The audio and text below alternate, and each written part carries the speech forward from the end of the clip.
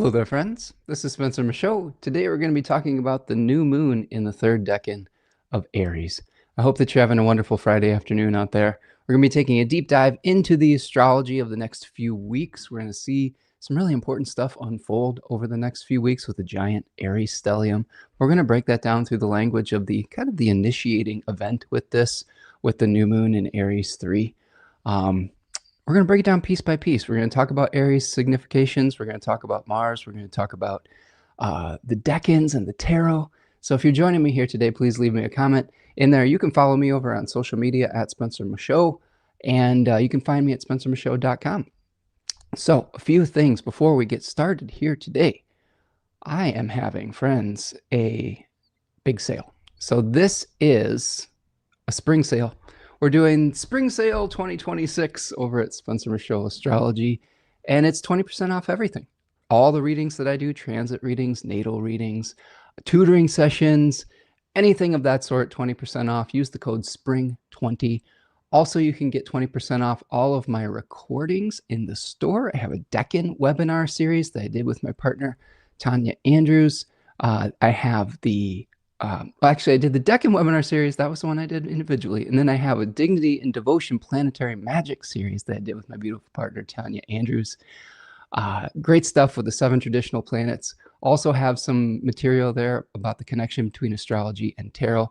So all of that is 20% off right now. So take advantage of that. That is good through the beginning of May. So I know things are going kind of haywire right now and finances are tight and things like that. And I don't want to make this work that I do inaccessible to people. So if you're needing help, reach out, and hopefully you can take advantage of that sale right now.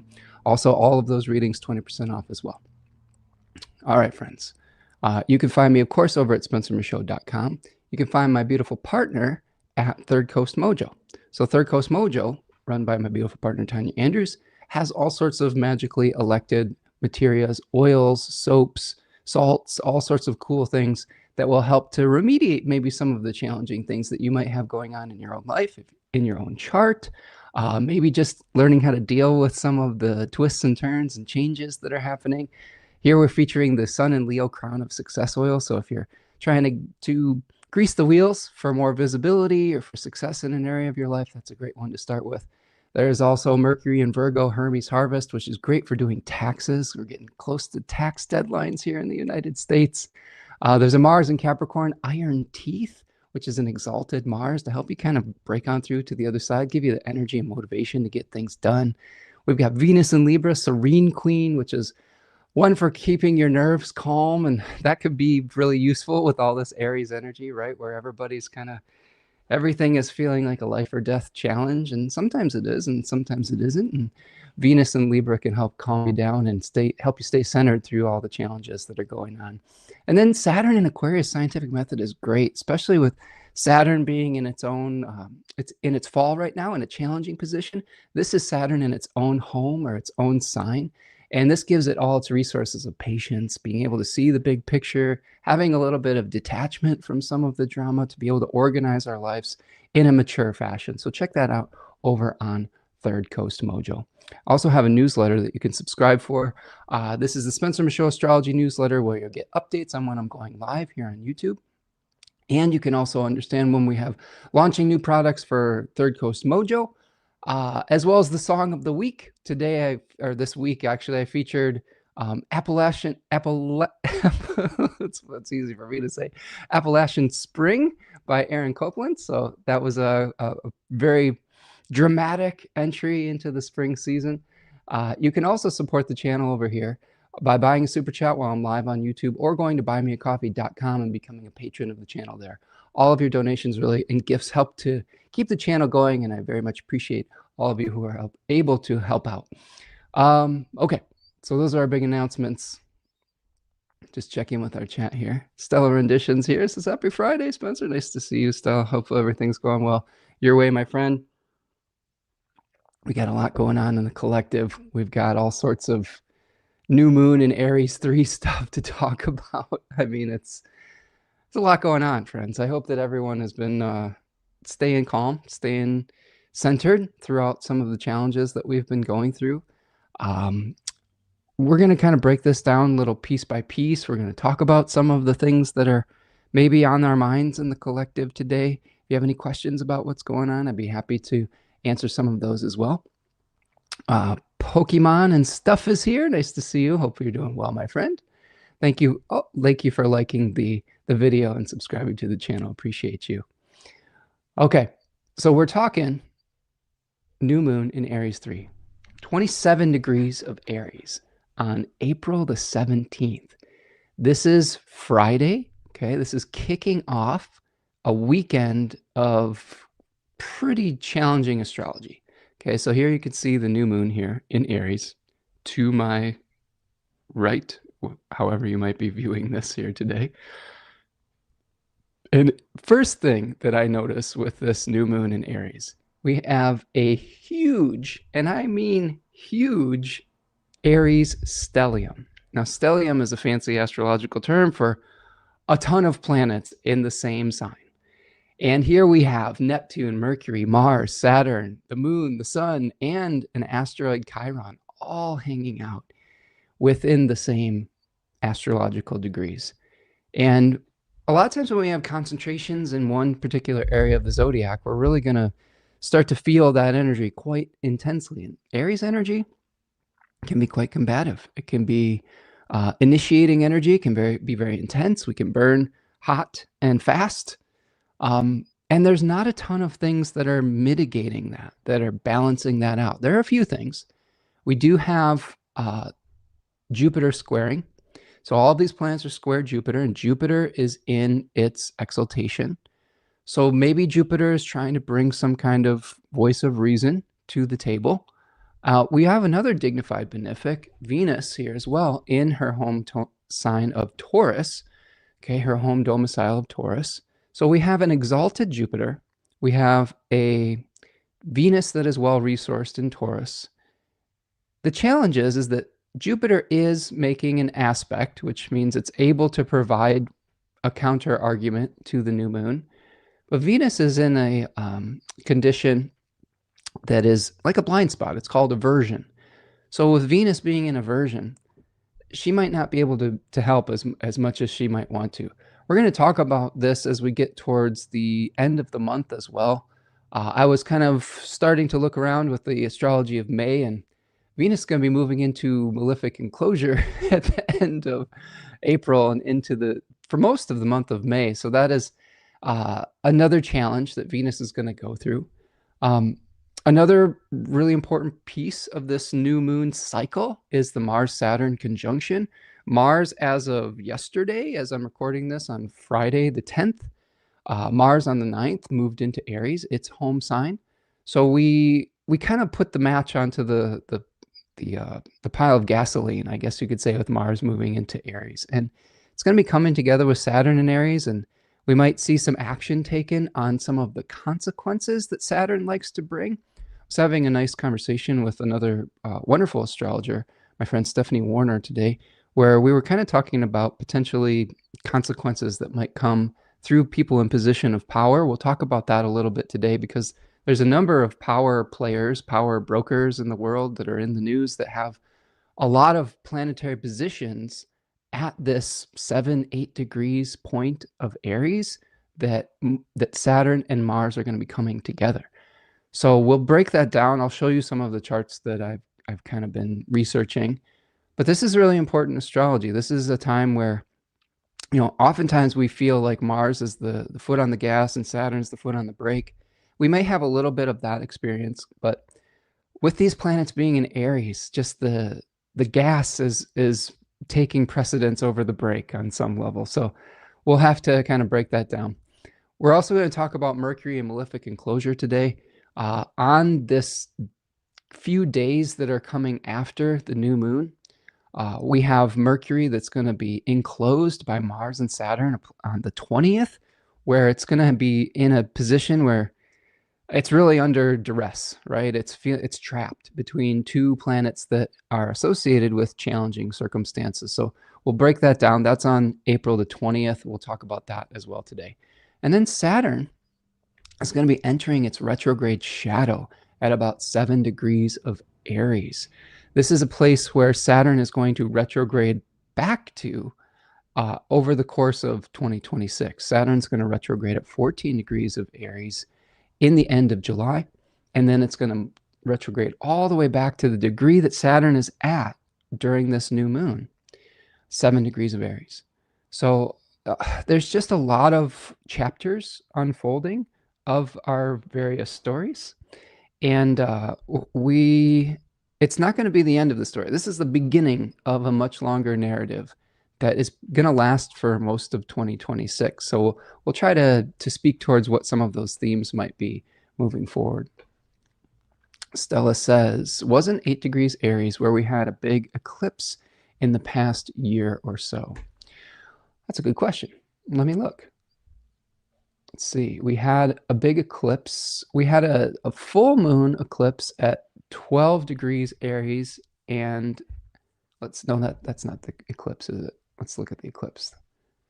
We had a lunar eclipse at 12 degrees of Virgo, and we had an eclipse at 28 Aquarius, and then last year we had an eclipse in Virgo. Yeah, so March 29th, 2025, might have been 2 years. So March 29th, 2025, we had an eclipse at 9 degrees of Aries. So very close. So a good catch there. Maybe we are tracing back our steps towards 2025 and seeing what types of things were launched and initiated around March this time last year. And probably connections that we can make with that. So that's a good catch. Yeah. Okay, so let's move forward. I'm just going to get things back on the screen here where we were going before. Okay, so a lot of things to break down with this. We've had some pretty intense things that have happened over the course of the last few weeks. We've had a lot of saber rattling that has gone down. We've had some really anxious moments. I will say, friends, in the last couple weeks here, really nervous about the state of the world, really nervous about some of the things that were going on and some of the threats and the ongoing conflicts with the United States and Iran and some of the the lines in the sand that were being drawn, and the ultimatums and the threats of violence and the threats of excessive violence. A lot going on with that. And it is a difficult time for sure, a difficult time to find peace and centeredness. And I've been struggling with that myself. So if you are all kind of feeling nervous about the energy out there, I just want you to know that you're not alone. And some of it is written in the stars. But we'll try today to take a balanced viewpoint with it. We'll try to stick as much as we can to the thematic material of the astrology. I do have some connections that I'd like to make with some important figures towards the end of the broadcast today. A lot of the people that you've been seeing in the news have positions at these early degrees of Aries, and I'd like to at least make those connections so that we go on the record and say, hey, these are some really important connections with these particular people, because I think they're going to be, obviously they're in the news now, but I think that there's some pretty intense astrology coming up for those folks as well. So we are looking at this new moon on Friday the 17th, 27 degrees of Aries. And what I'd like to do is I'm going to start talking about the sun and the moon in Aries 3. So we're going to start by bringing up our Deccan flashcard here, Aries 3. And we're going to talk about some of the themes here. I got a buddy with me here today. Radagast is here with me, my little baby kitty who, he's not really baby, he's about 10. But he's been hiding in the studio while I got started here. So he's being a good boy right now. His nickname is Peep Peep, so I call him Peep Peep. So Sun in Aries 3. All right, Sun in Aries 3. Palladiac says, you 40? How old do you think I am, Palladiacs? It's a mystery. Yes, I am an 80s child, so you can do the math with that. Let's see. So Sun and Moon in Aries 3. Sun and Moon in Aries 3 is a place of, it is a place where we are acknowledging how far we've come in the beginning of our story. We are maybe taking a little bit of a rest to catch our breath before a much longer journey. We also may be trying to convince people to our position. It is a Venus-ruled face. A face is a 10-degree section in the larger 30-degree sign of Aries. So it is like it's a room in the castle of Aries, right? Or it's a facade, I guess, in one part of it. And the planetary journey in Aries, which is the temple of Mars, goes Mars, Sun, Venus. Okay, so I've got these Decan flashcards here. Here's the Mars Decan. The Two of Wands is associated with that. The Three of Wands is associated with the solar Decan in Aries. And then we have the Venus-ruled Decan. So we have the third Decan represented and the first Decan very much represented with Neptune, Mercury, Mars, and Saturn all hanging out in Decan number 1. So if you've been following along with the channel, the first Decan is really about severing and separating from the collective to individuate, to say, this is not me. I need to cut the umbilical cord. I need to separate from the mother. There are also themes that have come from the early 20th century, late 19th century around colonization, around domination, going to battle, trying to become victorious in battle. There are themes along with manifest destiny that come with this Decan as well, with Aries 1. All things that are concerning to peace-loving people of the world. So what do we get when we move through the Aries journey? When we get to the second Decan, we've rejected that which we are not. And then we say here, this is the solar Decan, right? Where we say here is we're going to establish the rules of this new land or the rules that we do believe in. We're going to say, this is who we are. We have rejected that which we are not. And we say, here is who we are. When we get to Aries 3, then we are trying to gather a following. We are trying to gather a support system, right, for our whatever it is that we're trying to achieve, for our objective, for our new governance, I guess you could say, for the new virtues that we're putting out there. We're saying, I've stated my values, and now wouldn't it be great if you'd come over and support those values and get on board with whatever it is that we're trying to do? And that can be utilized for good. That can be utilized by horrible people too, trying to get you onto their side through propaganda and things of that nature. So it's not necessarily a good or a bad energy. It's just one that where you're trying to use charisma or humor or motivational speeches to win people over to your side. So The Burning Rose is the title of the chapter in Austin Coppock's seminal work on the Decans, the 36 Faces. So it's talking about this beauty that is ephemeral. Like Aries is an energy that is related to doing something intensely, doing something in a very yang fashion, but that energy not necessarily lasting very long. So like the rose is something beautiful, but that energy is very ephemeral. It's gonna burn up. It's not gonna be here forever. Now we have other significations with this Decan surrounding an oasis of some sort. One of my favorite, I guess, symbols of this Decan is Rivendell in The Lord of the Rings. It kind of even looks like Rivendell in the card of the Four of Wands here. Rivendell in the larger story of The Lord of the Rings was an oasis that the Fellowship met and got on board with the mission to take the ring into Mordor and rested and recharged their energy, but not permanently. It was a place to gather resources. It was a place to rest for a much longer journey ahead, We just had the spring equinox, which is kind of one beginning point in the solar year where we have the dominance of the daytime starting to return in the northern hemisphere. So we just saw the sun start to gather strength and gather power after a long winter. And here we said, oh, we've made this initiation, we've made this start, but it's a long solar journey to get to the peak, to get to the height, to get to the objective. So this is a little bit of maybe a breath-catching space within that.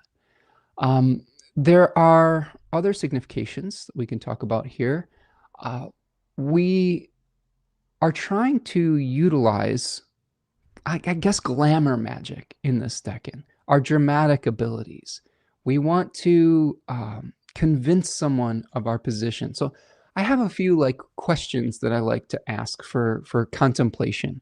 And these are coming directly from my Decans webinars that are on sale for 20% off, along with everything else on the website right now, including all of my readings. So how can you tap into your personal magnetism to motivate or attract? How can you use diplomacy or tact to get what you want? That emphasis is important. We're sort of softening the rougher edges of the Aries Mars with this decan. We are trying to convince someone of our own position, okay, that can lead to getting what we want, right? You also may be having a celebration of who you have become. There's also significations around coronations. We chose the king, so to speak, in the second decan of Aries, and now there's a coronation or a celebration of that person or something like that. What methods might you use to inspire people to see things your way? This is something where we're learning new skills to be able to connect with people in ways that we might not have been able to before.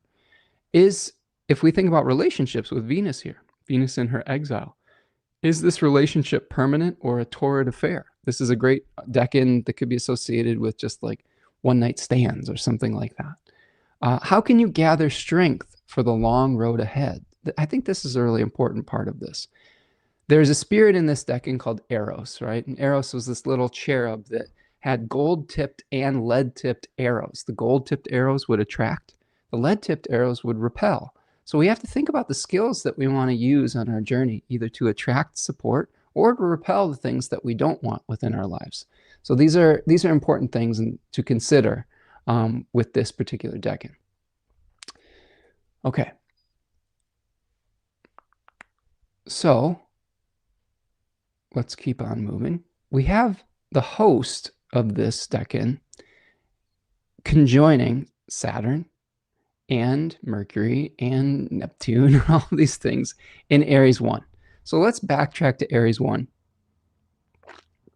and recognize that oftentimes when we have new moons, full moons, we have to make a compromise with the host of the sun and the moon.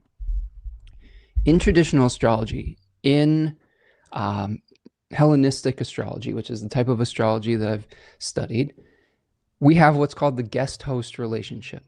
And what that means is that when a planet is visiting someone else's temple or land or abode, in this case, think of the temple of Mars, right? The palace of Mars. The sun and the moon are visiting the palace of Mars.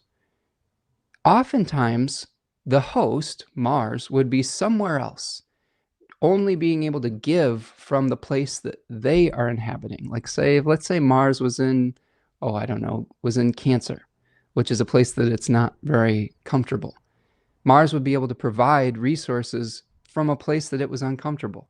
It would be providing conflict and weaponry in areas of life that we would normally look for security. Now, in this case, Mars is in its own temple. It has all of the supplies, weapons, or whatever it needs to fulfill its own objective. And Mars's objective is one of severing, separating. In this case, in Aries, Mars's goal, in my opinion, is to sever from a collective to individuate. to prepare the spirit to inhabit a body. So if you think about the progression from Pisces to Aries to Taurus, Pisces, you've got kind of the oceanic oneness of spirit that we're trying to separate from, the oceanic mother, if you will, the womb, the amniotic sea. We sever from that sea of oneness in Aries, and we reject that which we are not. We establish that which we believe in, and then we win over a hostile crowd to get support for that individuality. When we move into Taurus, we see the union of spirit into a physical body in a physical form. Now, this is contrasted by Mars's energy in Scorpio. When we get to Scorpio, we get to the end of a process, a physical process, where the severing is severing that individual point of consciousness, that spirit, from a body that has fulfilled its purpose and now is decaying and returning back to the earth. It is severing to be able to reconnect with the collective, okay? Being able to reconnect with the collective, moving from Scorpio to Sagittarius. That to me is really fascinating. Okay, so Mars has these dual roles. This is the yang Mars that is severing to be able to go off on your own. This is very strong in Aries 1. It says, I've got an axe, right? This is what Austin Coppock's chapter in 36 Faces is called, the axe, where this tool for severing is not a subtle one. It is a very large, sharp instrument. Sometimes maybe even if it's not sharp and blunt, we're just waving it around indiscriminately. And we might sever the umbilical cord, but we might also create a lot of collateral damage while we're doing so.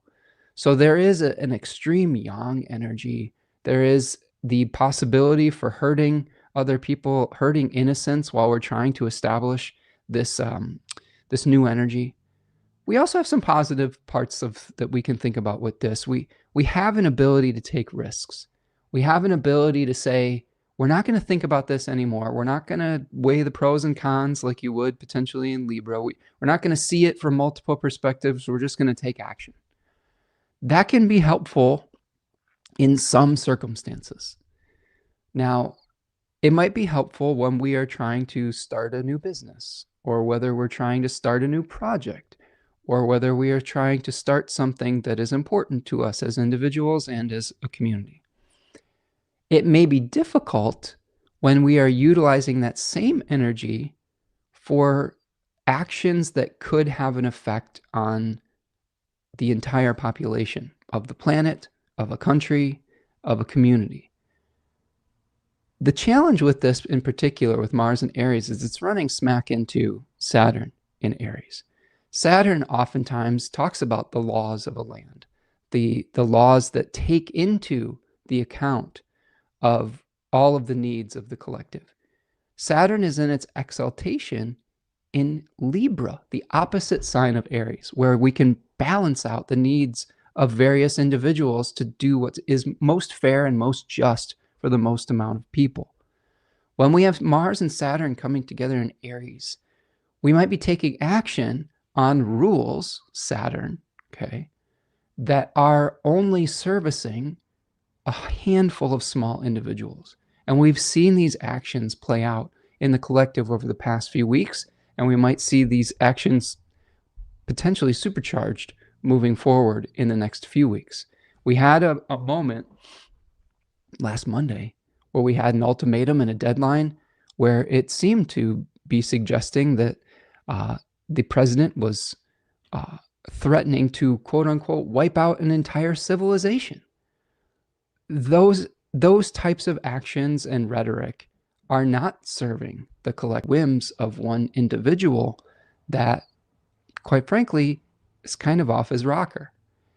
And this is the kind of the energy that we see. We got a reprieve from that. I'm a little bit nervous about this time period coming up after this new moon. I will show you some connections with some of the world leaders because there is potentially consequences that come from that overtly yang, aggressive energy. Like I was speaking with my friend Stephanie, Saturn is a planet of consequences. Saturn its role sometimes is to be a planet of nemesis. Nemesis was a goddess that restored right proportion.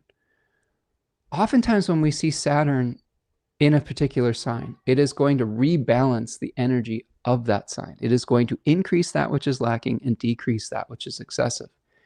It also brings consequences for abusing the type of energy that we see in the sign. So the abuse of Aries energy, overly aggressive, yang, threatening, warlike, the consequences might be coming down the pike for leadership that proposes those and utilizes those things irresponsibly. One can only hope as we try to restore some sanity to our collective.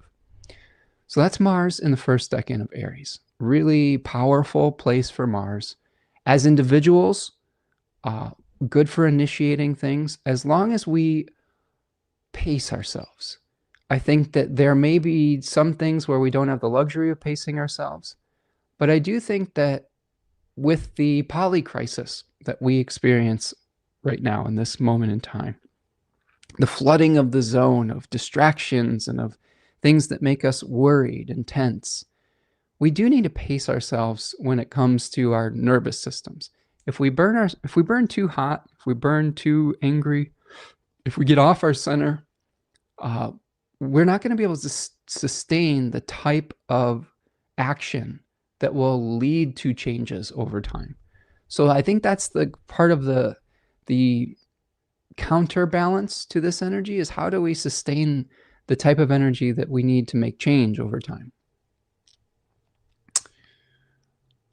Let's see.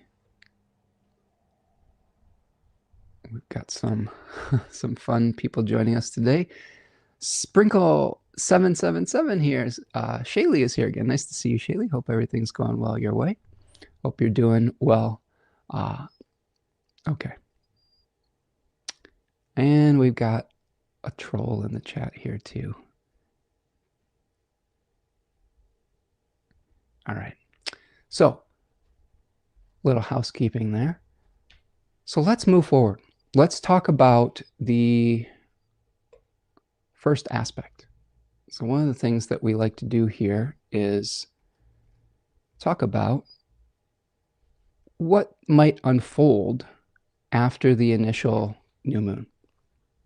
Okay, so we have the new moon on Friday, and one of the things that traditional astrologers like to look at is what is the first aspect that is going to be unfolding after the moon is released from the bond. Okay, so after it is released from the bond. What that means is when the moon is invisible, when it's coming together with the sun, it's under the beams of the sun and it reveals itself at that waxing crescent moon. And oftentimes when the moon is underneath the bond, it's sort of like its ability to bring things into being is sort of delayed, right? It is like held in check. And then once it's released from the bond, the moon, which is kind of in traditional astrology like a manifesting planet, right? Bringing the light of the other planets down to Earth and into a body, into physical form. Those capabilities are supported once again. So what we're seeing with the first aspect of the moon is it's going to sextile Jupiter at about 17 degrees of Taurus, right? So we've got Jupiter at 17 Cancer, and we have the moon at 17 degrees of Taurus. So this is the moon at the height of its powers, really. This is an exalted moon that is going to be also in its own decan and its own face, and it's going to be making a positive aspect with Jupiter in its exaltation. So there could be some really positive things that come through this energy as well. We might have the ability to pace ourselves well if we make an initiation start. One of the significations around the moon in the second decan of Taurus is learning how to work hard, but then also how to rest and how to do just as much as we need for that day. Like think of a gardener who is watering just enough water that plant needs for the day or the week, etc., without overdoing it, and then letting nature do the second part of the magic, I guess you could say. So this is another thing to consider, is how do we do what is necessary after we make the start and let the process play out. I think this is what this is speaking towards here. We're also going to have Mars conjoining Saturn. Okay, so this is kicking off this intense weekend with this big stellium, this big stack up of planets, right? So what we're going to be seeing here the next day on the 19th here is we're going to have the Mars-Saturn conjunction, all right? And this is going to be a lead up to Mercury coming into malefic enclosure the next day, okay? Oh, let's see.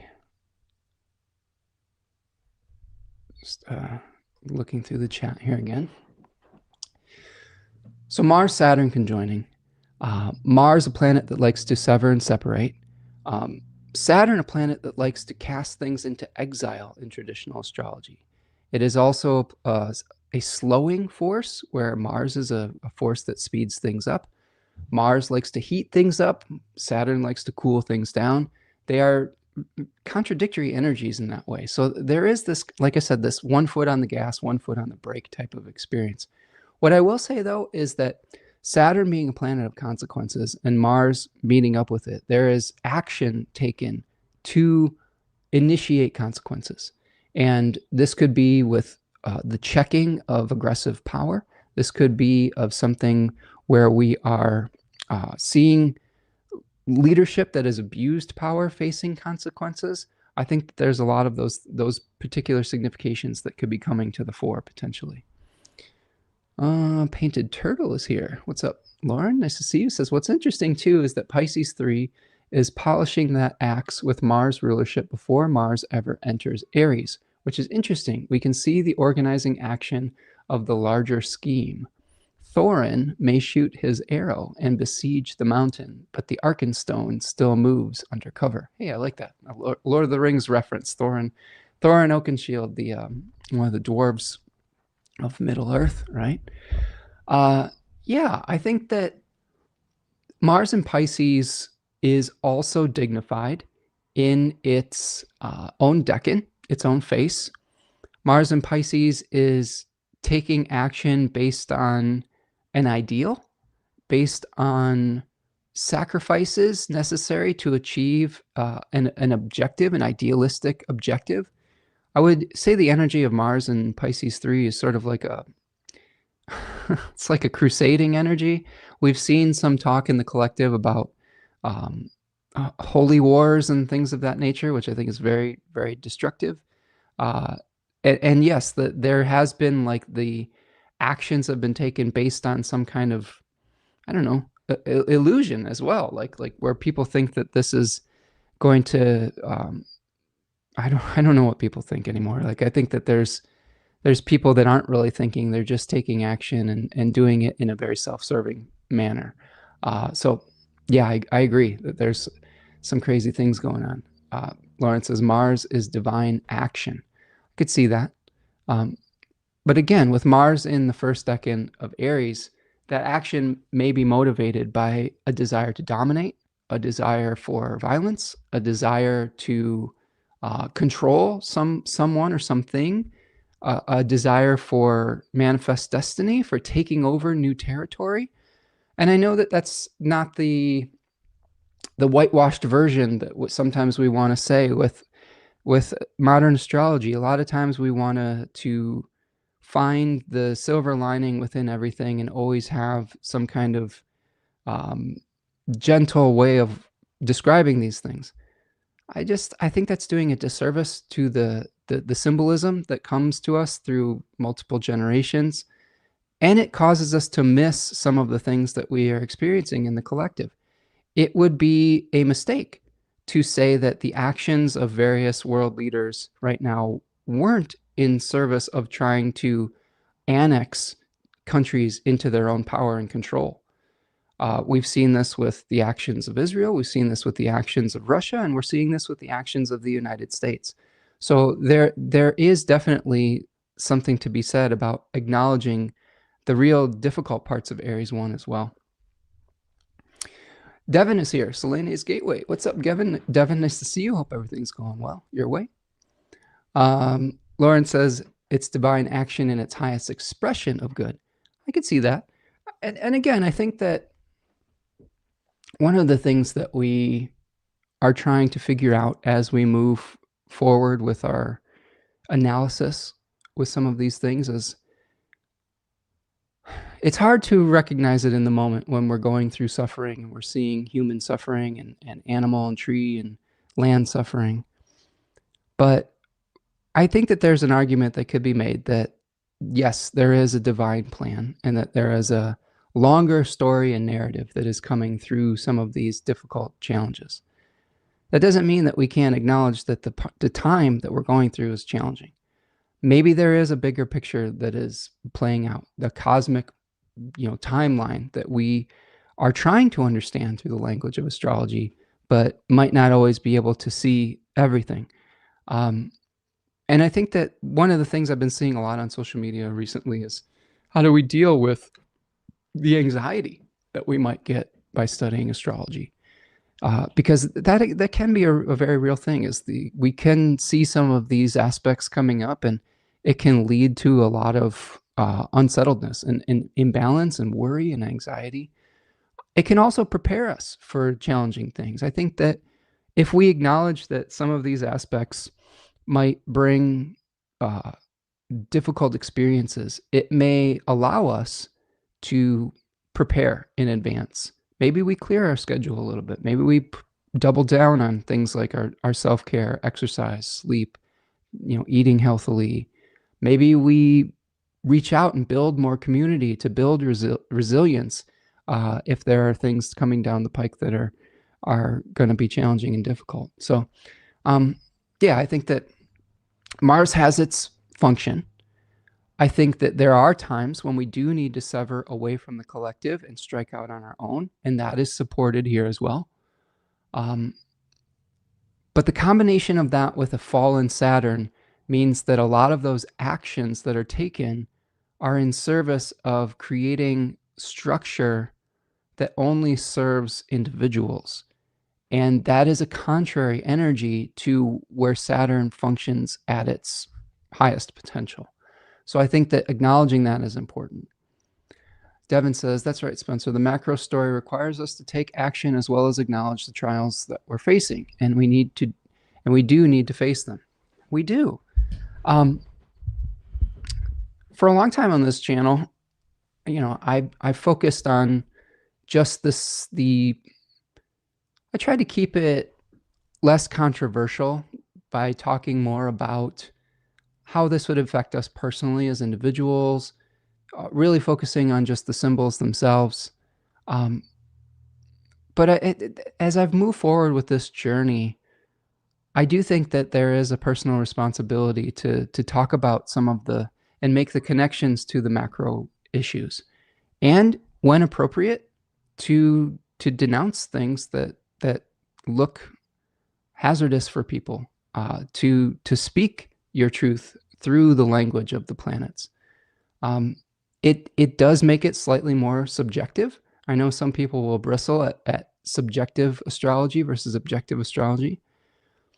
I don't think it's honest, though, to be able to think that an astrologer is completely objective. I don't think human objectivity in a pure form actually exists.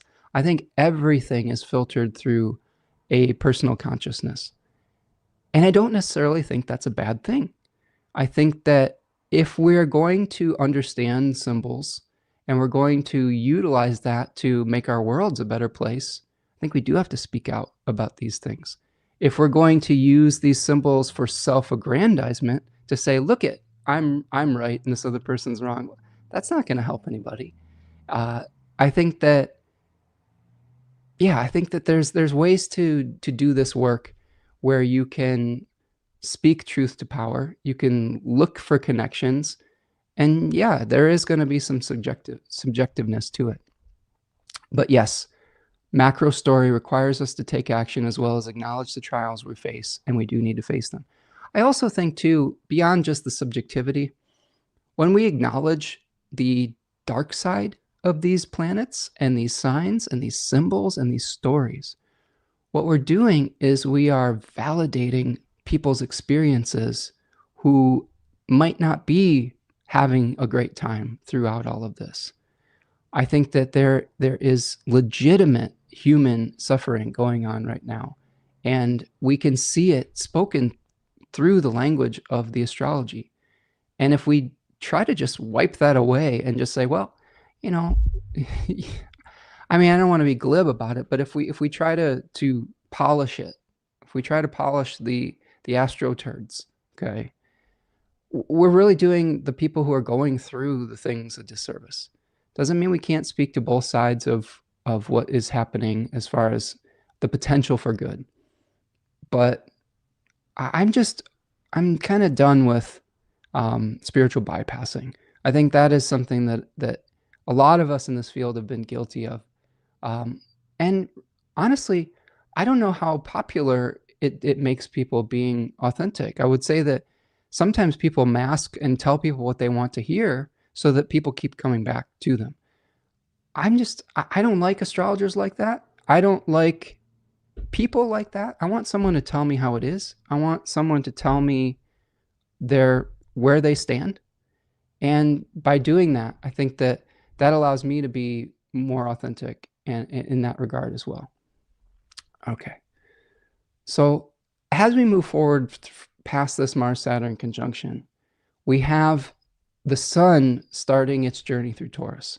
So the sun's going to move into Taurus on the 19th through the 30th. And that 20th, the Monday after the new moon, is a really important day astrologically. There's just a lot happening that day. And a lot of it has connections with powerful people in the world. And I'll show you some of those connections. I'll show you some of my notes. So first of all, you can see here that Mercury is moving in between Mars and Saturn. That's called a malefic enclosure. These two planets, Mars and Saturn, were classified as malefic planets, whereas Venus and Jupiter were classified as benefic planets in traditional astrology. Really what that means is they were antithetical to life. Saturn was considered very cold and led to rot and decay. Mars was considered very hot and would lead to drought and things drying up. Whereas Venus and Jupiter brought life to things. So we know that death and decay is important on this planet and that it is part of the cycle of the whole. But as human beings, we have a sense of self-preservation, right? We might enjoy the experiences of Venus and Jupiter more than we would the experiences of Saturn and Mars. Now, I know that some of you will make arguments. They're like, I love Saturn, I love Mars. And in general, there are times when it's appropriate and it can even be somewhat satisfying. But generally, these are the experiences like experiencing loss, experiencing death, experiencing endings, experiencing injuries and illnesses. All of those things often are associated with those two planets. Now, Mercury is going to be between the rock and the hard place. All right, this is a time, a day. It's really lasting just one day in this instance. Although we will show you by the end of the broadcast today, Venus going through an entire month of this energy. So stay tuned for that. But Mercury is going to be really pressured. And this degree, 7 to 8 degrees of Aries, it is important because Saturn is going to enter into what's called its retrograde shadow at 7 degrees of Aries, where it is going to station retrograde at 14 degrees of Aries and go all the way back to 7 degrees Aries when it turns direct on December the 10th. It stations retrograde on I believe, July the 26th. And then it stations direct on December the 10th. Okay, so when we are entering into this territory, these are very activated degrees. Okay, so Mercury conjunct Saturn, malefic enclosure. It ends when Mercury conjoins Mars at the end of the day. Couple people that you should probably keep your eye on. I have a number of charts here. First of all, the President of the United States, has Mercury at 8 degrees of Cancer. This entire stack up of planets in Aries, okay, let's go back to, so we've got the new moon. Let's go to that day, the 20th, because there is a narrative that is forming here. So we've got this huge stack up in Aries making a square to Trump's natal Mercury. All right. So a pretty big challenge from the 9th house to his 12th house Mercury. The 9th house is often associated with two things in particular. One, places that are foreign, all right, like places that are not familiar. It's also associated with the law, the legal system, higher education, things like that. There is a challenge coming to him from potentially a foreign place that involves the law or the legal system, all right? And it's putting a lot of pressure on his natal Mercury, which is the host of his sun in the 11th house. So this is the connections that we're making here. I would also offer that this energy that is putting pressure on someone's natal Mercury, the way that they communicate, their ability to make exchanges, their ability to move from one place to another. This is also activating Pete Hegseth's natal Mercury, okay, with a square from his 5th to his 8th house. Right? He has Mercury almost at the same degrees of Donald Trump. So he's going to be feeling the pressure on this day as well. There are a number of other power players here too. Jeffrey Epstein has the moon at 7 degrees of Aries. All of these planets are going to be activating his natal moon. The sun moving into Taurus is going to activate the square between his natal sun. Now you may be saying, well, hold up, Spencer, isn't that guy dead? Well, what we have seen over the course of studying lots of charts is that charts remain active after a person is deceased. And a lot of their, I don't know, their spirit, their energy, whatever it is, we can still become aware of it in the collective, and actions based on their life or the actions they took in their life could be activated when prominent parts in their chart are lit up.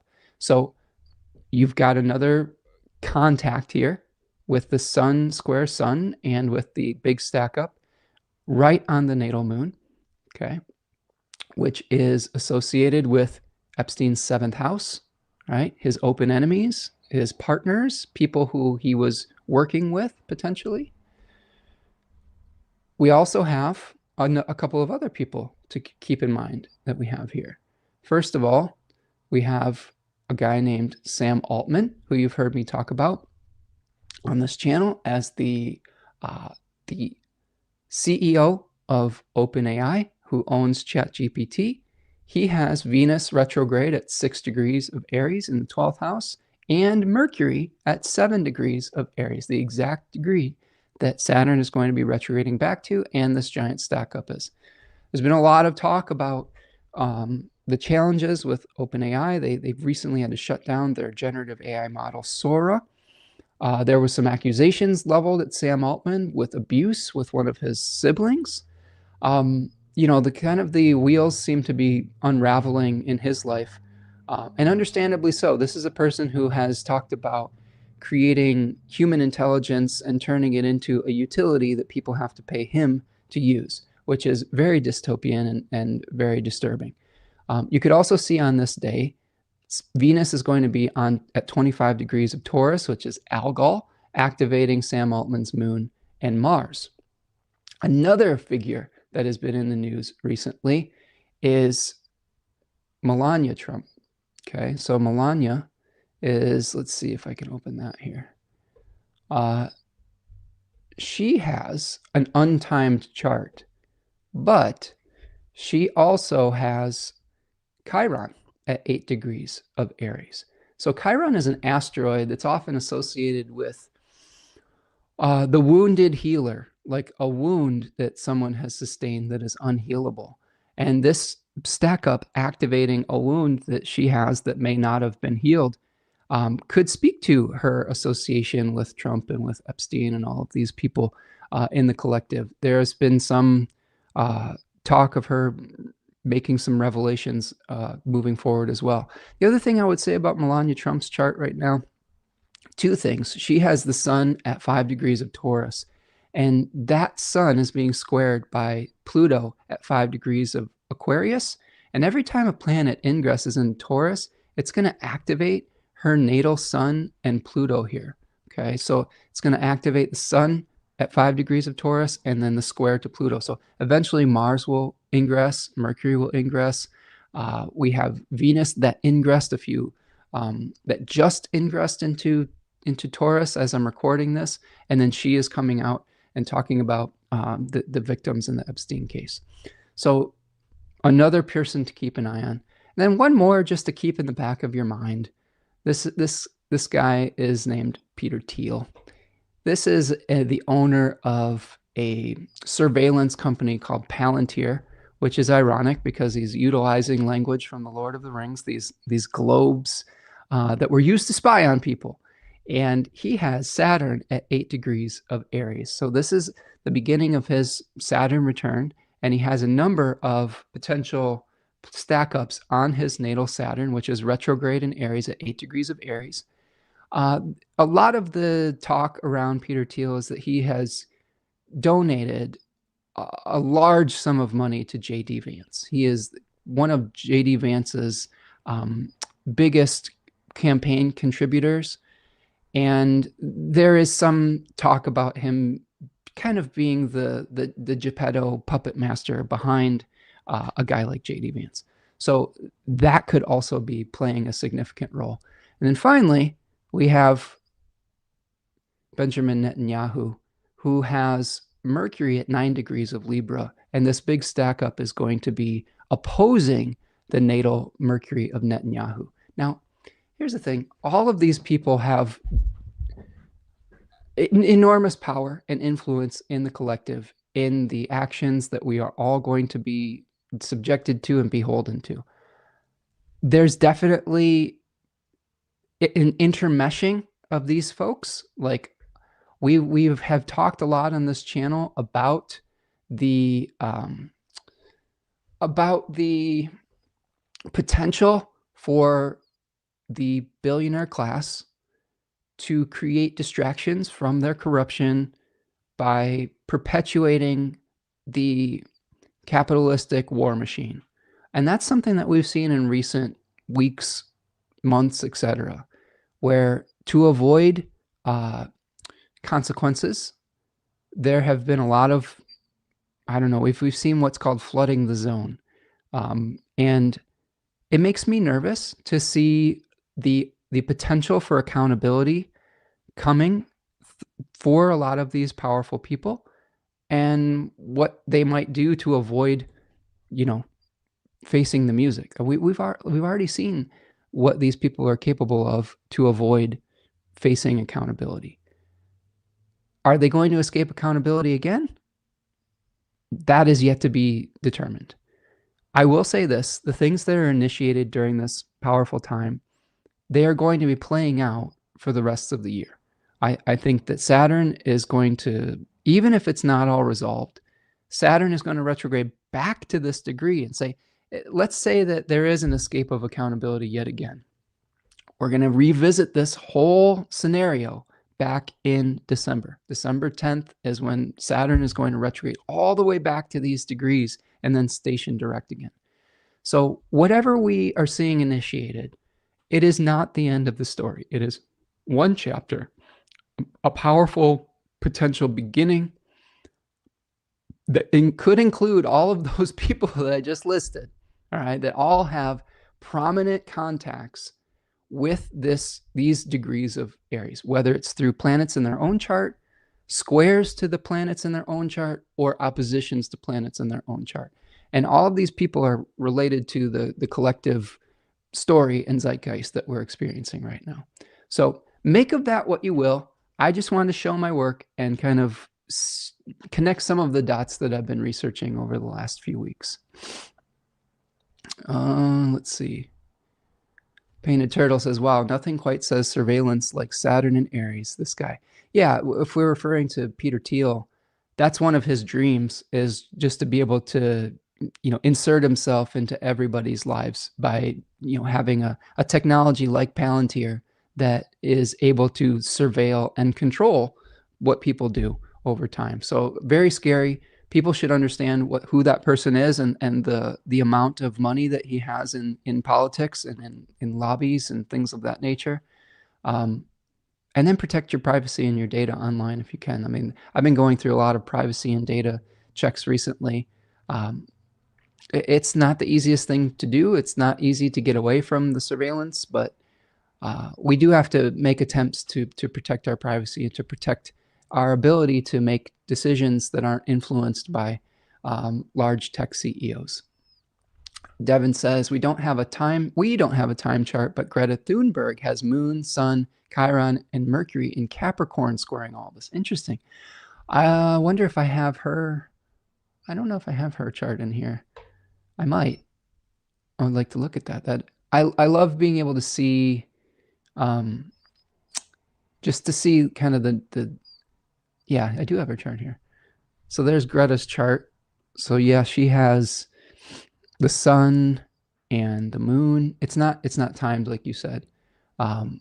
Actually, this has a time on it, 8:53 a.m. Who knows? But yeah, she's getting a big square there too. We'll see if she's part of the story. Not as an exact hit as some of the other ones here, but definitely part of the equation potentially. Yeah, Peter Thiel, exactly, Lauren. He's not a good dude. Devin says, also her Saturn in Gemini is going to be involved with that outer planet wedge of Pluto, Neptune, and Uranus. Couldn't imagine having a Uranus cross my Saturn before my Saturn return. Yeah, she has had quite a life so far up to this point. I can't imagine being a young teenager and speaking out as confidently as she did with truth to power and literally taking people into war zones and protesting. And that takes some enormous courage and enormous, maybe a big heart too, as far as caring about the future of our community and of our planet. So I wish her protection, I guess I will say. Lawrence says, spiritually protect your devices is a thing, although be prepared that Uranus and Gemini will show what it needs to strike light, to lightning strike consciousness. Yeah, Lauren, that was one of the next things that we were going to talk about here is we have some really interesting unfolding with Venus and Uranus and then moving into the Gemini part of the chart. So after we get past this malefic enclosure energy, after we get past the Saturn entering its retrograde shadow, Mercury conjunct Mars, the next kind of big thing that we have is a Venus conjunction with Uranus. So this is sort of like the last gasp of Venus in Taurus and Uranus in Taurus before both of those planets move into Gemini. The Taurus 3 energy is more about remedying something, of acknowledging something that's fallen into disrepair and corruption, and maybe even asking for repentance. Like there is a spirit in that decan called the Litai, where there are these old hobbled women that follow behind a demon called Eight, who basically would step on the heads of mortals to achieve their ends. So maybe there is something where we find a lightning strike of repair, of being able to mitigate something that's fallen into corruption. I know that when Jupiter was conjoined Uranus, I tell this story a little bit on the channel, but it's worth repeating. I discovered in my own life that I was allergic to a sugar called fructan. And I thought that I had a gluten allergy for much of my life. And it was actually this sugar fructan. And I started taking this supplement that was like an enzyme that helped me digest things. And all the pain and experience that I was having eating things like onions and garlic and things like that have a lot of fructan in it, it kind of disappeared overnight. It was remedying something that had been a problem for a long time. And in this really kind of shocking way. It was because my partner had read an article about this sugar and was like, maybe this is your problem. And it was one of those types of experiences. We might be able to have an experience like that, but in a Venusian manner, where we have this flash of awareness that helps us repair something. So what I will say is look at the Taurus area, look at the Libra area of your chart, and see if there is something, like some information that comes to you that could be directly related to that area that could actually help you to repair something that has been vexing you for quite some time. Stella says, what's the name of that enzyme? It is called FODzyme. And you can get it in little packets that you could take with you to restaurants, or you can get a little container of it. I use the little container and use it on my food at home. FODzyme. It's not the cheapest thing in the world, and they're not sponsoring me, but it has completely changed my life, and it has changed my ability to digest things that really gave me a huge problem in the past. And my dad too. Like, it was something that I inherited, and I finally convinced him to try it, and he has had a lot less suffering in that regard too. But I'm not a doctor. Make sure that you do your homework and your research with it. Yes, there you go. Okay, so with the Venus-Uranus conjunction, again, pay attention to any messages that you receive about repairing something in that area of your life. We have a first quarter moon on the 23rd. Okay, the same kind of energy that we have here. So you could see here the first quarter moon. This is the unfolding of this new moon cycle, right? So here it is at about 3 degrees of Leo, right? So what are the challenges of the unfolding of the cycle? Well, let's think about, again, what the cycle is trying to achieve. The seed is planted in the decan of Aries that is related to winning over a hostile crowd, of utilizing charisma or propaganda to bring someone over to your side. Now the sun is hanging out in the decan of Taurus that is related to making material plans, potentially because of some worry about lack.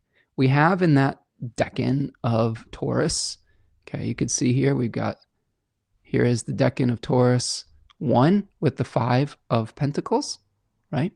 Where we have these two figures that are outside of a church that are maybe have fallen on hard times.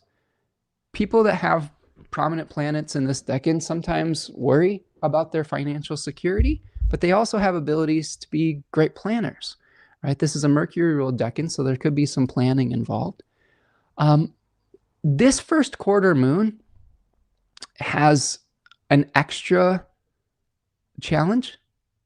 Now, not only is it a square between the sun and the moon, but there is a Pluto T-square to this energy. So you could see the sun coming into a square with Pluto and with the moon in Leo. Now, remember, we looked at Melania Trump's chart and we saw that her natal sun is at 5 degrees of Taurus. So she's going to be experiencing a lot of pressure around this 23rd date, with a big T-square lighting up one of her most important planets in her chart. So I guess she is going to be part of this narrative moving forward. As far as what it means for us in our own lives and in the collective, so we've got that worry about resources and the need to make plans for that.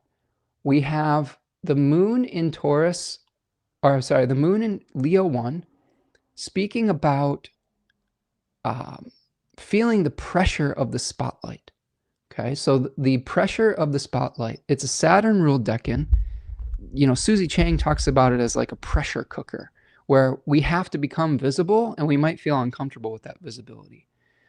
Pluto in Aquarius, it could speak towards the dangers of invisibility, or the dangers of being on the fringes versus in the center selected few. Okay, so we have these, when we have the moon opposing Pluto, there's probably a fear of visibility, and that is putting some pressure on our ability to plan for our future. So this is something to keep in mind when we have that big T-square there. I've always gotten the sense that Melania Trump is not super comfortable with all of the attention that her husband brings her. I think that she would prefer just to live out her luxurious lifestyle without all of this attention. And I'm sure that she's probably going through some real challenges with what has transpired. Let's see. Painted Turtle says Mars and Virgo and the digestive issues. I usually don't even need to know the houses in medical astrology. It's just digestion. Yeah. Painted Turtle, I have Mars and Saturn in Virgo 3 and Jupiter in Virgo one. So yes, the digestive issues are real. Like my dad has Jupiter in Virgo also, so it's an inherited thing. And my daughter, and she has some digestive stuff too. She has Jupiter in Virgo. That was just passed down from from all the generations. Okay, so this first quarter moon, one thing I will say about quarter moons is think about what the sun is trying to achieve. The sun is providing the light and the motivation. The sun is trying to figure out how to plan for material abundance, potentially because of some worry of scarcity. The moon is the body that is going to take form in. Potentially in our own personal lives, we may be afraid of lack, of scarcity. We may be pushed beyond our comfort zone to become more visible with the moon in Leo. That also could lead to some secret fears about being visible. This is one of the reasons that I think a lot of us have mixed emotions about speaking up about some of these really challenging topics. Some of it is through fear. We don't want to bring about negative attention, but at the same time, we also don't want to stay silent when people that are being abused are more in more vulnerable positions. We don't want to stay silent when we could speak up and maybe change an outcome for someone else besides ourselves. This is the struggle. I'm going through this struggle. This T-square is happening in angular houses for me, like the visibility part and the desire to speak out in support of what I view as righteousness. I think it's not the most comfortable position for myself. It feels a little scary sometimes to speak out. And I think that a lot of people are feeling this right now, especially when we're dealing with such massive forces, when we're dealing with surveillance states, right? Like being able to speak out and then have the fear that like, oh, we're going to get the internet scraped by bots or AI and like maybe looking for dissent or things like that. Those are scary propositions. And I do think it's important, though, to still have these conversations. And in your own life, I think it's important to find out what is meaningful to you and to speak about it and to find solace in the community that supports you in that regard. So first quarter moon, increasing visibility, potentially in support of trying to work on our material security, but it running into some challenges with some fear around the collective, around technology. Pluto in Aquarius can speak towards fear of technology. We've all seen the kind of, those of us who have been speaking out against artificial intelligence, a lot of that is the corruption that is revealed through the technology and not thinking through the ramifications of it. So Pluto will reveal some of the corruption underneath the surface. So we may be running into those issues as we get to the first quarter moon here. Devin says, all the Aries stuff is in my 7th house, just pushing forward and trying to be observant, staying centered when inflammation occurs around me. Yeah, and here's the thing too, when you see these actions or you see these planets entering different houses, it can give you guidance as to what your particular role might be. Now, Devin, having an Aries 7th house is a Libra rising. One of the things that Devin may be really good at is creating a balanced perspective, like showing someone the other side of something, understanding someone else's perspective, helping other people to remain centered. He may have people around him that is, kind of getting all fired up, and he may be able to help them see outside of their own narrow viewpoint. I know he's done that for me quite a few times. I value Devin's perspective and his balanced and just view of the world, and it's helped me to get outside of some of my own maybe blind spots and start to see things from multiple perspectives. So think about what that might mean for you with these different placements. If you have this Aries stack up in your first house, it might be, you might be pressured into making a new start. You may be the one that has to win over the hostile crowd. If it's in the 10th, you might be doing that in your business life or in your public life. If it's in the 4th house, you could be doing that in your private life. You might be making a new start with your home or something of that nature.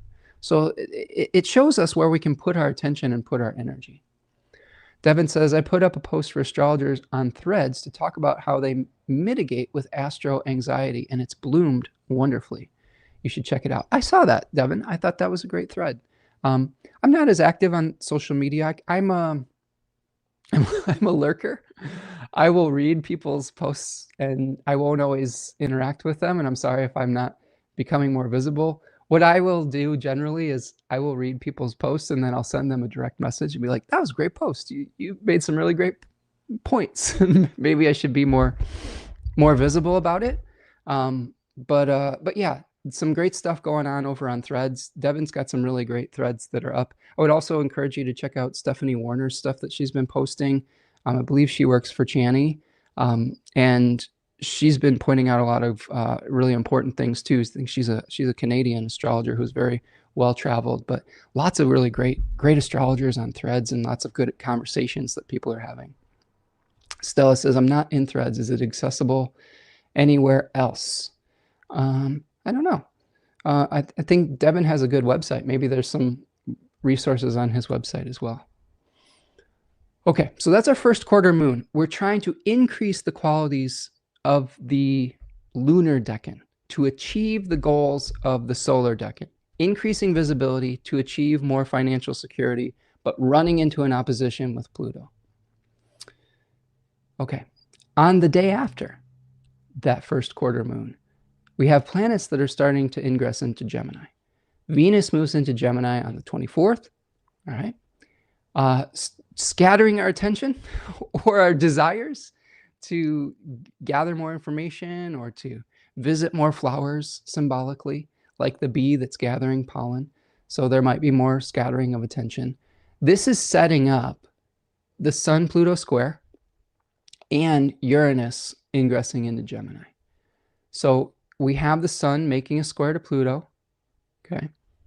Again, the most prominent individual that I see with this solar, this is like, I think this is Melania's birthday.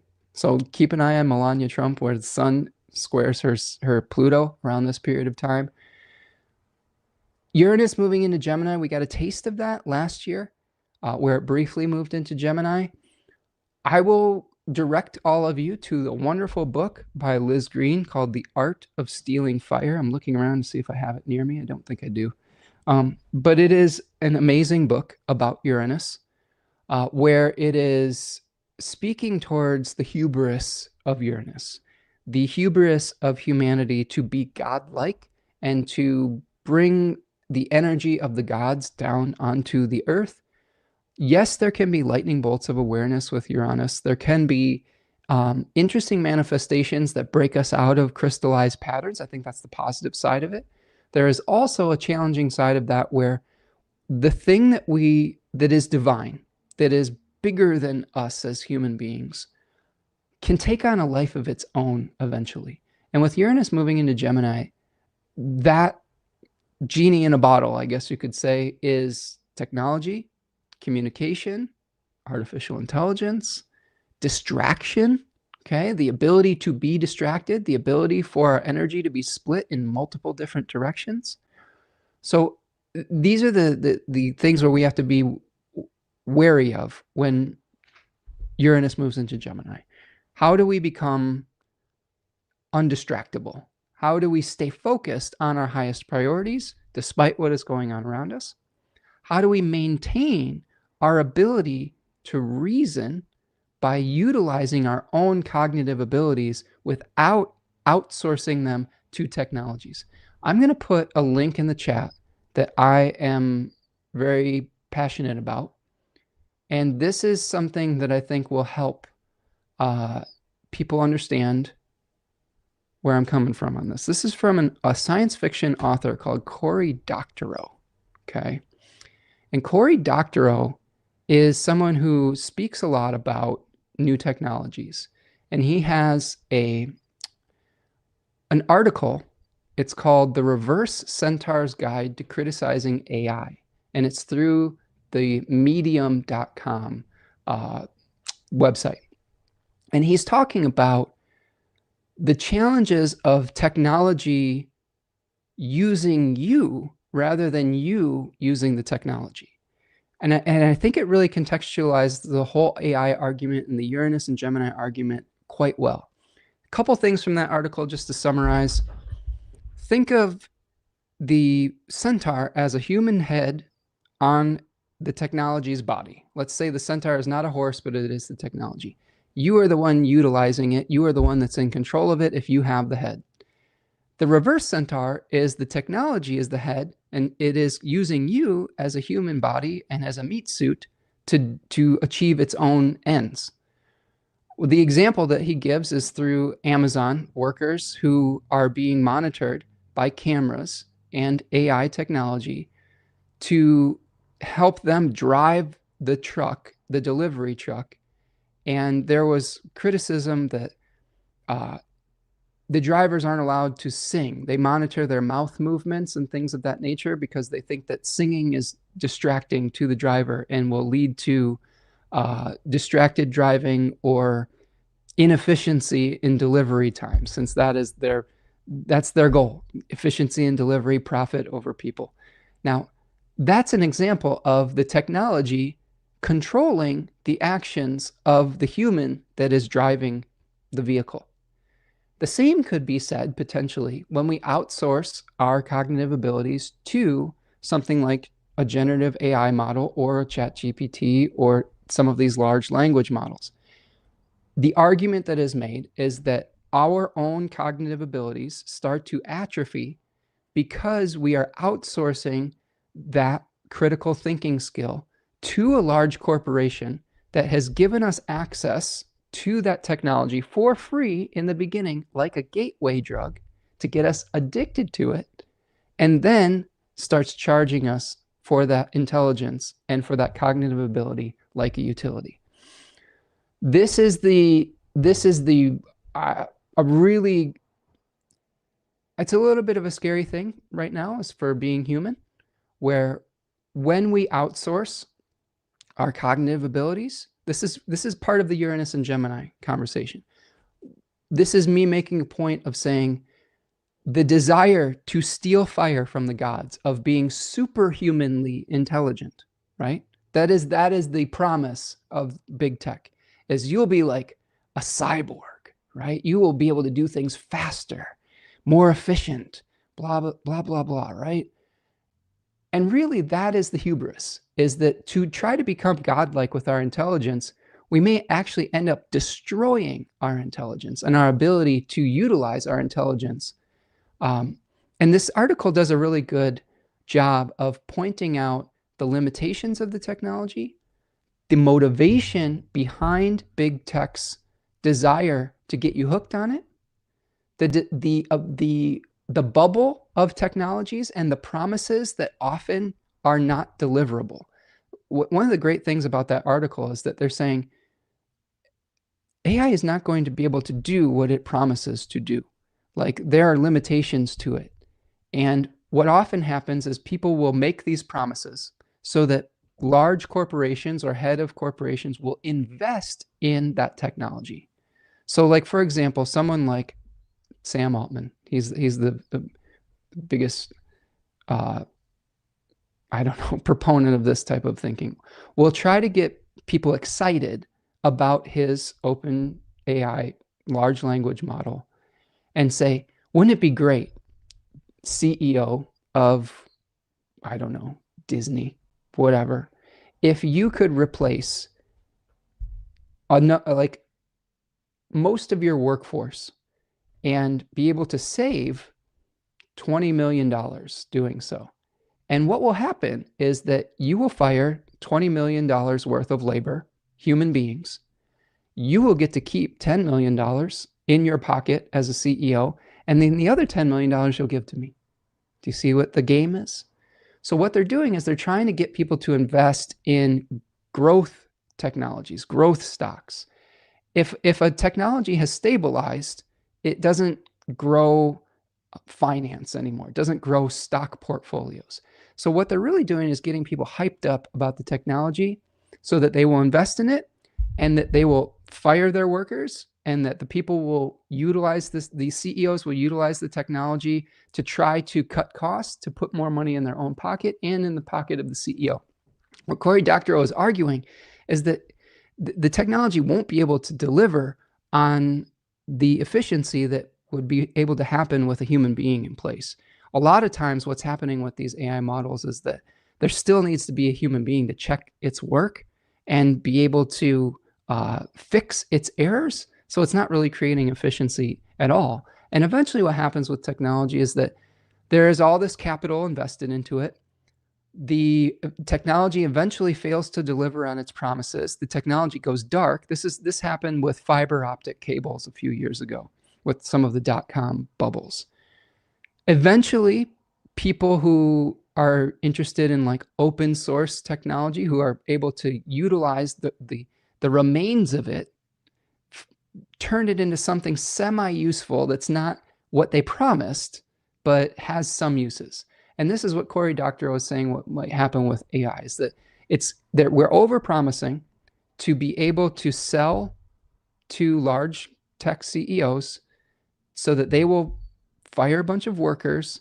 It won't actually do what it says it's going to do. We're going to have to rehire some workers, or that technology is going to go dark. And then eventually open source people will learn how to use it in a much more stripped down fashion. Now, that doesn't mean that there aren't some positives to that. There probably can be some things that some good that will come out of it, like the fiber optic bubble that burst. There's some cables that got turned back on. So I'm not saying that there isn't some collateral good that comes from it, but that damage that comes from it is significant. It looks like a lot of people being fired, not because the AI can actually replace their job, but because the CEO of the company was sold on the idea of them replacing their job. And that's a big difference. And that's something that's already happening in not only the collective, it's happening in my own family. Like, my partner was laid off from her job because they basically were cutting costs and thought that a lot of what she did, which was like editing emails and writing newsletters, that could be replaced by a language model like ChatGPT. So this is already hitting home with the people that you know, like us, okay? And I'm sure it's happened to people in the chat here today. If you have a story about that, let me know. We already are seeing the bubble start to pop, though. Over the last few weeks, the generative AI model that Sam Altman created called Sora, they shut it down. You know, like Disney pulled their $1 billion investment. They shut Sora down. It's not delivering on the promises. So a lot of these tech people, they're not the geniuses that they claim to be. They're good salesmen, right? They are searching for profit over actually doing a human service or like doing good for humanity. I truly believe that. Like, they're just pulling the rug out of I mean, they're trying to sell people on an idea, right? It's like snake oil on some level. Let me check in with the chat here. Devin says, thanks for this. Reverse centaur is a great metaphor for capitalism and economics using us for its gain instead of an economy for public affluence. It's like, instead of a human with robot parts, we're becoming a robot with human parts. Yes, yes. And Devin, you've hit the nail on the head. All of this, everything that we're experiencing right now in our collective, the AI conversation, the war with Iran, all of the bullshit leadership challenges, all of it can be filtered back to destructive, bloated capitalism. It's all economics. This is why I've been focusing on learning about economic systems and learning about alternatives to capitalism, because all of it is through extractive, destructive capitalism. This is what's destroying our planet. It's using it up, and it's trying to figure out how to make the number go up exponentially when that's not how nature works. Nature works in cycles. Nature works with homeostasis and balance. And really, when the AI bubble pops, there will, if we still have a planet, there will be another capitalist that will try to get someone excited about the next big thing and investment in that and make promises that they can't keep with that. And the cycle continues, lather, rinse, repeat. Lauren says, well, yes, it is. Says something that Venus has entered in Gemini, both times with Uranus. It is a very unsavory attempt at harmonizing the spheres of the brain our brain literally operates in. Yeah. Devin says, Sam is the figurehead, 100%. Yep. Lauren says, physical halves. We know this when someone injures one half, they can't speak, the other half and can't draw. Venus harmonizes the spheres of Gemini and Aquarius. Modern is not a great thing. It slowly disables parts of the thinking capabilities. Technology and engineering the specific pathways of thought, like engagement with AI, does slowly to harmonize parts of the brain instead of challenging them. Mars is a subtle but real kind of mind control. Yeah, and I also think that the brain is like a muscle. We have to use it to keep it. If we offload all of these mental tasks to the machine, we are going to atrophy that part of our brain. There was an example of this the other day. Like when we don't use something, we lose it. Someone had a question about secondary progression techniques, and I hadn't studied that in a little while, and it took me a while to access some of that part of my brain, whereas I use the Deccan language every single day. I use that every broadcast. It is so ingrained in me that if someone asks me a Deccan question, it's like second nature. But that's because I use it. I keep that muscle strong. My Deccan muscle is like, it's Arnold Schwarzenegger. I don't know, you know what I mean? But my secondary progression muscle, not as much. Like I still utilize that technique, but less so than I do the Deccan technique. Whereas someone else might be using the secondary progressive technique every single moment of their astrological experience, and they might be really strong in that category. So I think it's true for writing. It's true for reading. It's true for reclaiming our attention. Okay, like when we offload our attention to these big tech companies, and that is something that's been proven. They are trying to keep us on these platforms because more eyeballs on the platforms means more advertising revenue.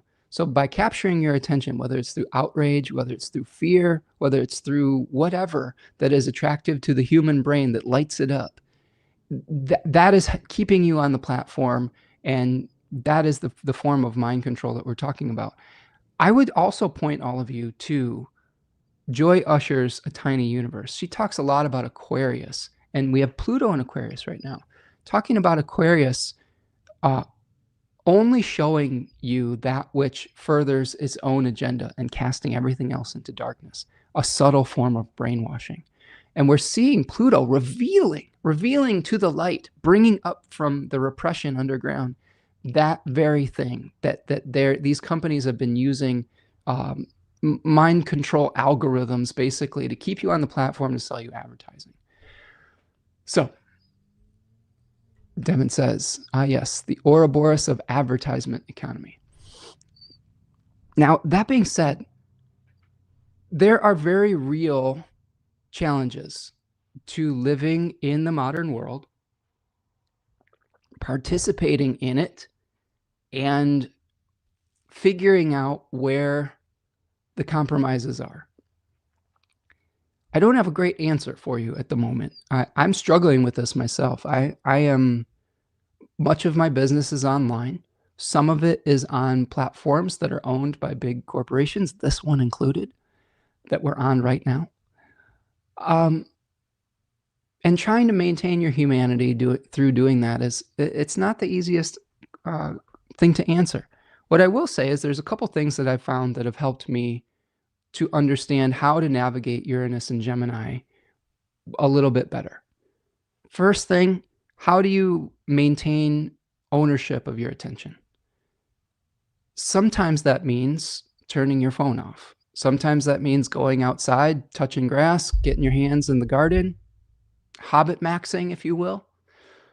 Some of it is through turning off some of the features on these apps that are designed to keep you on them. I've gone through almost every single app that I have and turned off the settings where those companies collect your data and sell you targeted advertising.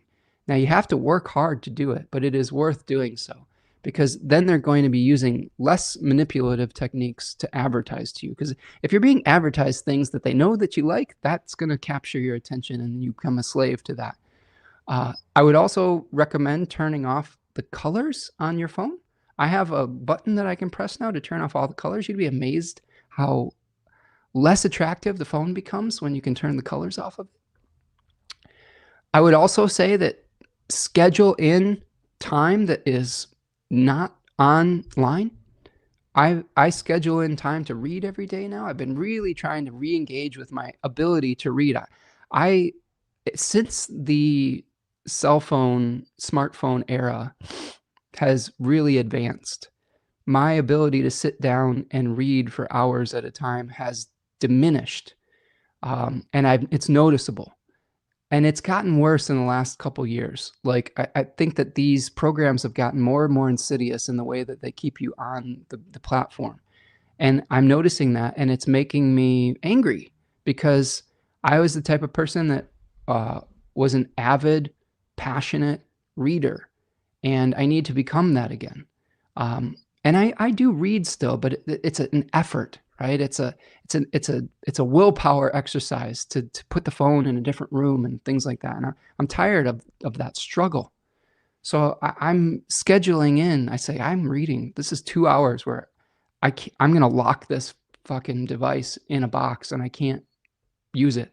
Okay, and I'm gonna read. And you'd be amazed at the anxiety that leaves your body when you're just in the moment with a book or with your garden or with your family or with whatever. It's a beautiful experience, and it's worth getting out of the cycle of noise. It quiets the mind, right? Meditation can be part of this.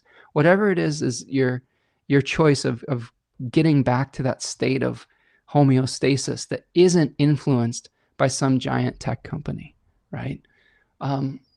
It's worth the exercise. It's worth trying to do so. Now, that being said, we're spending hours together on YouTube talking about astrology. There's paradox involved, right? I will say this. One of the most damaging parts of the internet is your attention being split into tiny fragmented, like little videos, little things. What I try to do here is spend a long time with you. And maybe we spend this time talking together on one specific topic for multiple hours at a time so that we're learning how to share space with one another, not for 5 minutes, but for a lengthy period of time. I appreciate that those of you who go on these long journeys with me. So that's one way. So instead of doing multiple fragmented little things to consume, I choose to do one long thing where we spend time and spend our attention together. So there are compromises that we have to make, right? Is the algorithm kind to me because of some of these things? I don't think so. I think the algorithm has buried me because I'm not capitulating to the, little fractional noises that need to happen all the time. So it goes. Hopefully the people that need this information will find me, and maybe you all can help me by sharing it.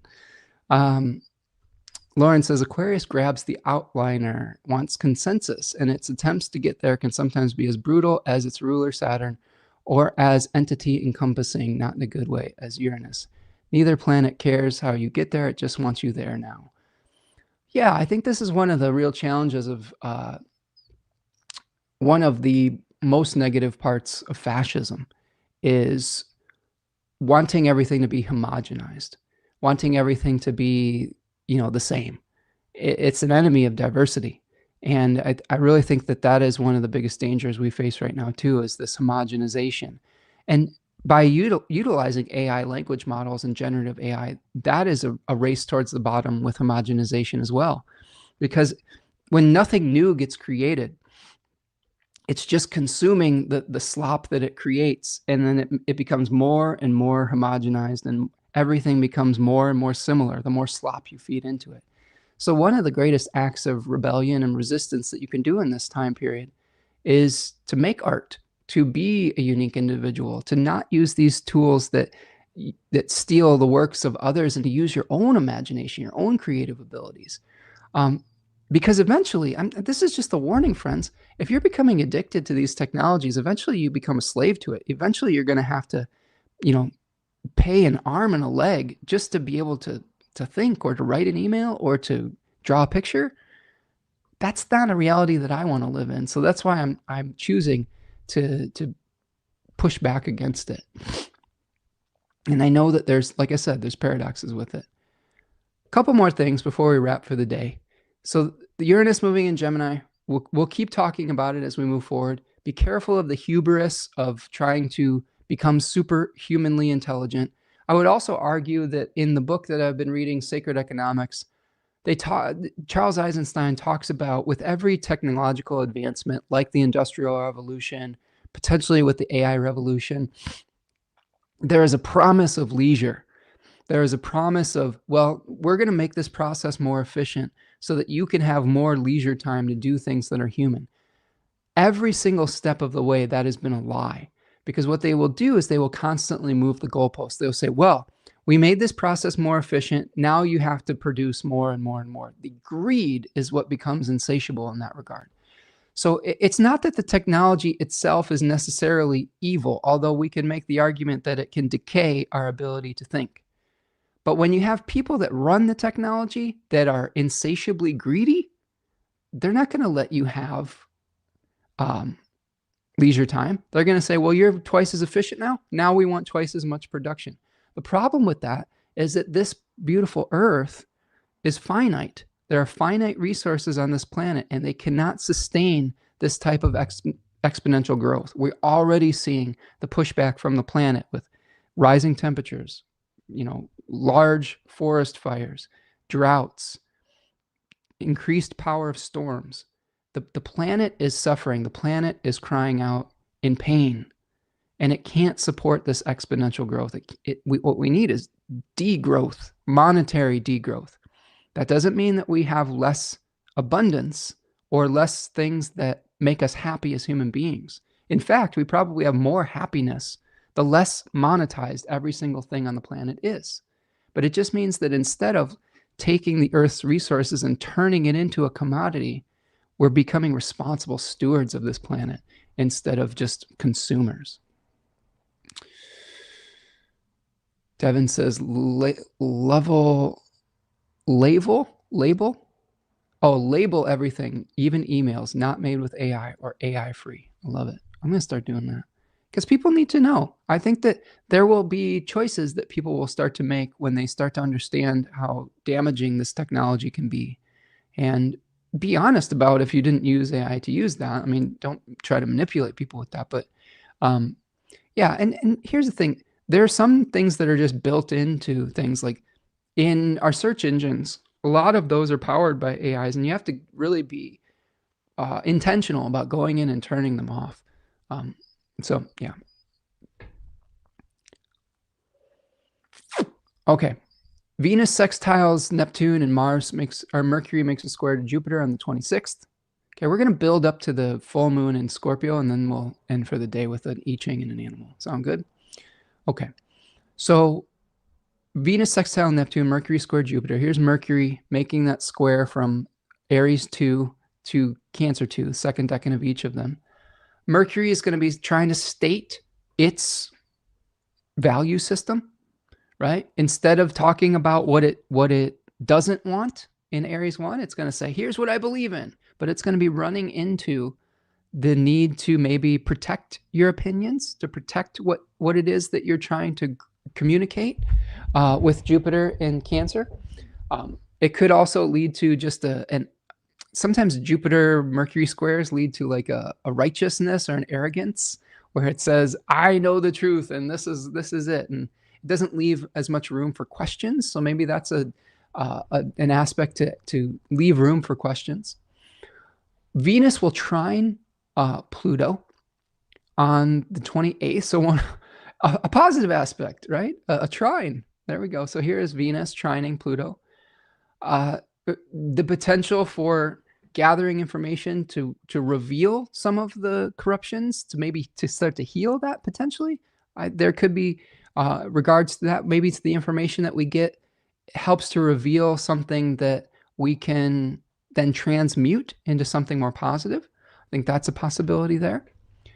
The other thing that came up in my research this week is Venus is going to be entering into malefic enclosure, but directly after going through the bending of the nodes.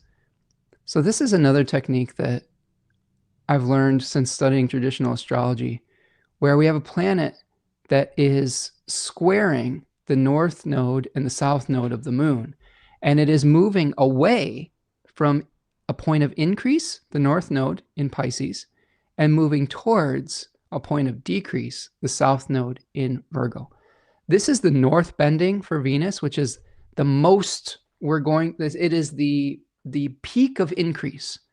So this might be something where you're getting bombarded by information, and now we're going to start taking all of those facts or lies and starting to work through them and move towards seeing what is useful. We've visited all these flowers. Now we take that pollen back to the hive and say, how can we make some honey from this? How do we start to release some things in our life? And that will have a serious effect, not only on the Gemini topic in your chart, but on the Libra and the Taurus topic as well. So this is setting up, though, the malefic enclosure of Venus. So there's a turning point coming on the 29th for Venus significations. Mercury also goes under the beams of the sun that next day. So Mercury's getting ready for its renewal in the heart of the sun again in May. And that builds us to this full moon in Scorpio. So if we put the full moon in Scorpio on the outside here, okay, this is what we're building up to. The sun at 11 degrees of Taurus and the moon at 11 degrees of Scorpio in opposition to one another. The moon is hosted by Mars at 16 degrees of Scorpio. The sun is hosted by that Venus that is about to enter a malefic enclosure. Okay. Now, this one is long. This is Venus at about 9 degrees of Gemini, having a square from Mars on one side, okay, 16 degrees, and then a square from Saturn on the other side. And there's not really a planet that is casting its own ray to break it up, okay? I was looking at Jupiter as far as like casting its ray in between Saturn and Mars here, but it's not casting its ray towards Venus. It's in aversion to Venus.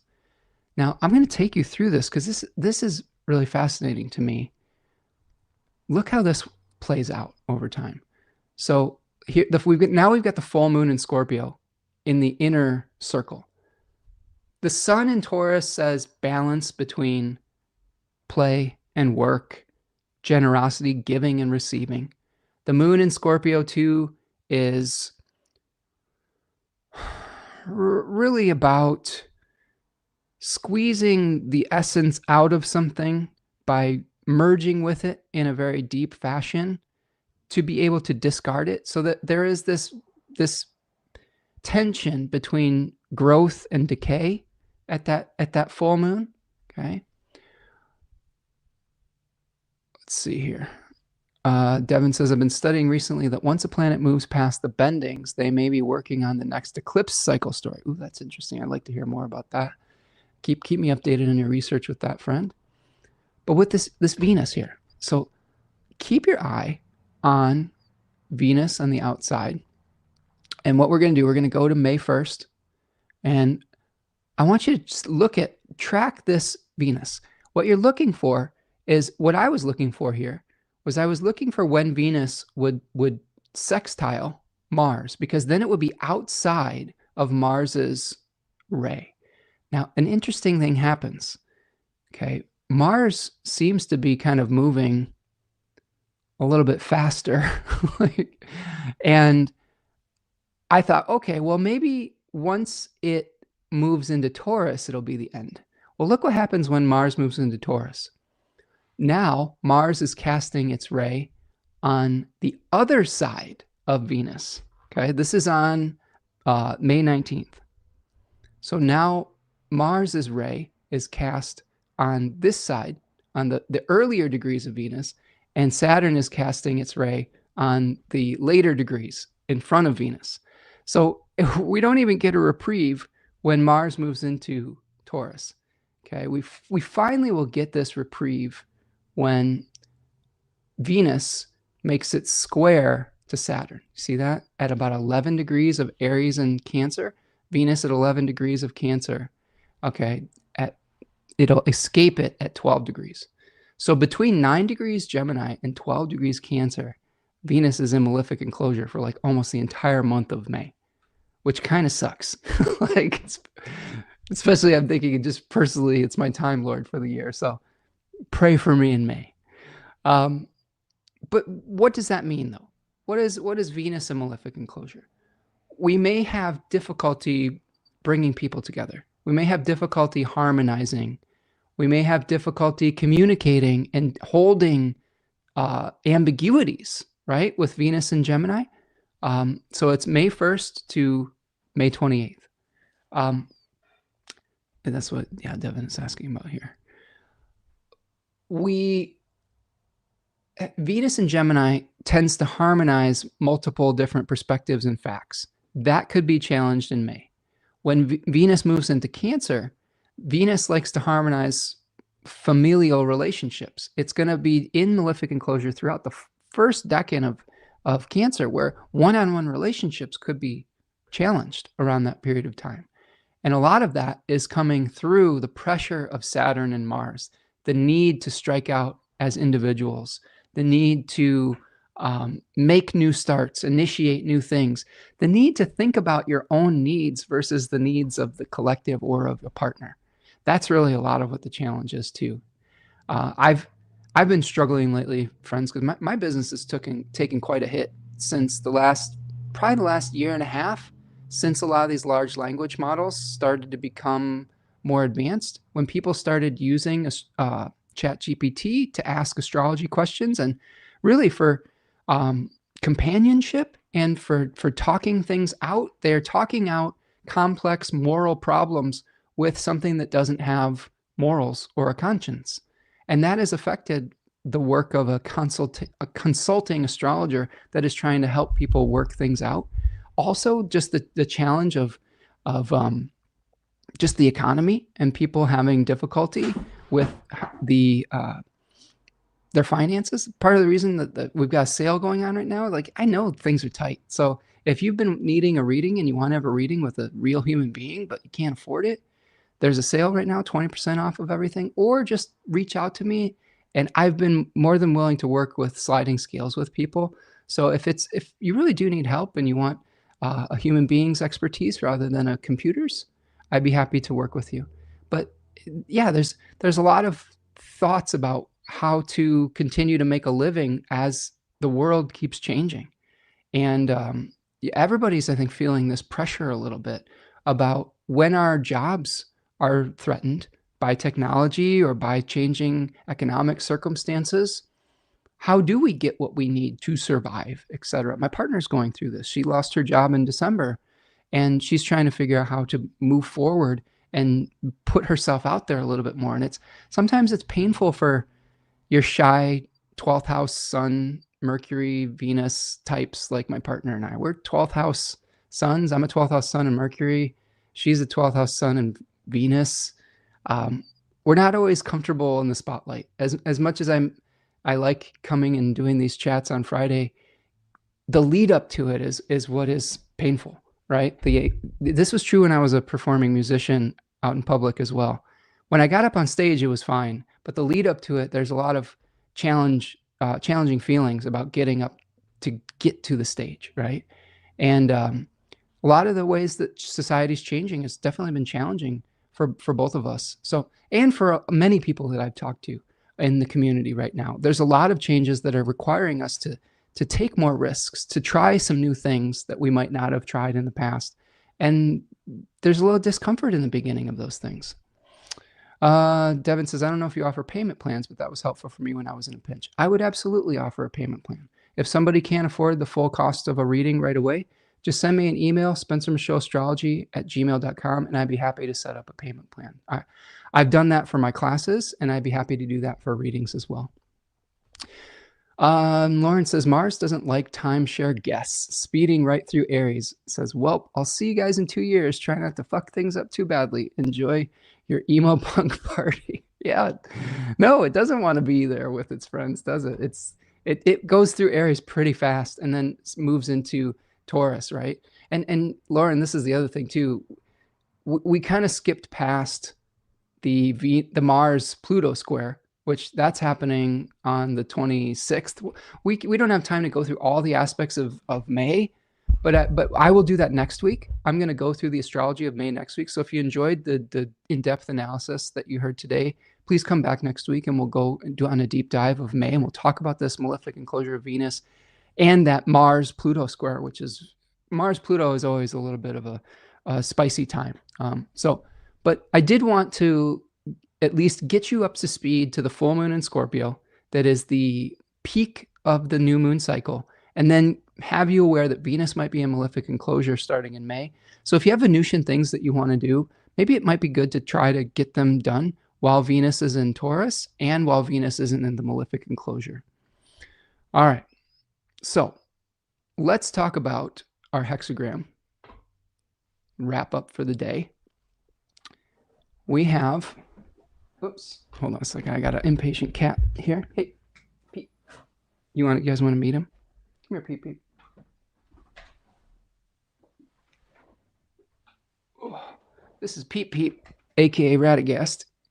He has a white chin, so he's a big curly Sue. Look at his little curly belly. If you're not watching on YouTube, he's a big curly gray, bluish gray tuxedo cat who has Maine Coon mix and probably a little ragdoll in him. He's a big boy. He weighs about 18 pounds, and he's been real patient today, so he's getting a little antsy right now, but he's a good boy. I-Ching hexagram. This is 57. Okay, moving towards 18. 57 is gentle influence, leading to 18, which is remedying. So we are learning how to be like the wind. Okay, this hexagram translates to humility, gentleness, wind, persistence. Okay, the judgment says gentle influence, success in small matters. It is beneficial to have somewhere to go. It is beneficial to see a great person. Jack Balkin, in his book, The Laws of Change, says, the best way to affect the situation right now is through gentle, persistent action and subtle forms of influence. The text compares the right way of proceeding to that of wind. A mild breeze seems inconspicuous, but it can penetrate everywhere. Its effects are gradual, but are considerable over time. It is delightful and unassuming.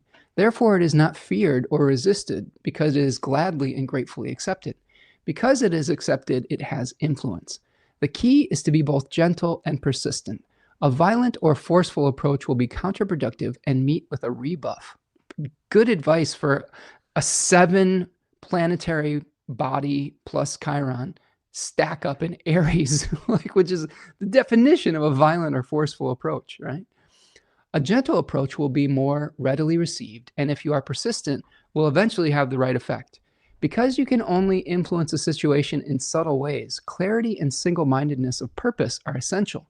If you are uncertain about what you want, or if you waste your time pursuing multiple conflicting ends, good advice for Venus and Uranus and Gemini, right?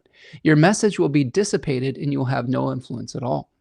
Therefore, you must be absolutely clear in your mind what your goals are. Define your objectives and stick to them. The wind is most powerful when it blows in only one direction.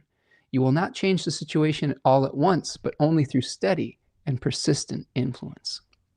Okay, we have one changing line, and it's at the 5th place. Been doing a little bit of research into just these changing lines. There's a lot of really good information in that book about what the actual lines represent. And in this case, the 5th line is more associated with a social consciousness. You're going from an individual consciousness to a social consciousness from the bottom up. So like, for example, the bottom line would be representing like your instincts, your emotions. You move from up to the 2nd line with rational self-interest. 3rd line is often inauspicious, being a line of striving or ambition sometimes. And then we've got a social consciousness in the 5th line. And then in the 6th line, you kind of moved beyond the situation towards one of a sage, where you're kind of outside of the energy. So here we've got a changing line in the 5th place, one of social consciousness. So it says, perseverance brings good fortune, regrets vanish. There is nothing that is not beneficial. There is no beginning, but there is an end. Before the change, 3 days. After the change, 3 days. Good fortune. It is now possible to change the entire situation for the better. To do this, you will have to consider thoroughly what you need to do and then carefully prepare a plan of action. Although things may not have gone your way recently, with steadfastness and perseverance, you can turn the situation to your advantage and the result will be highly successful. Nevertheless, you must keep a close eye on how things develop and be sure to reevaluate the situation and make necessary corrections and adjustments as you move forward. Take your cue from the theme of the hexagram, the gentle but consistent influence of the wind.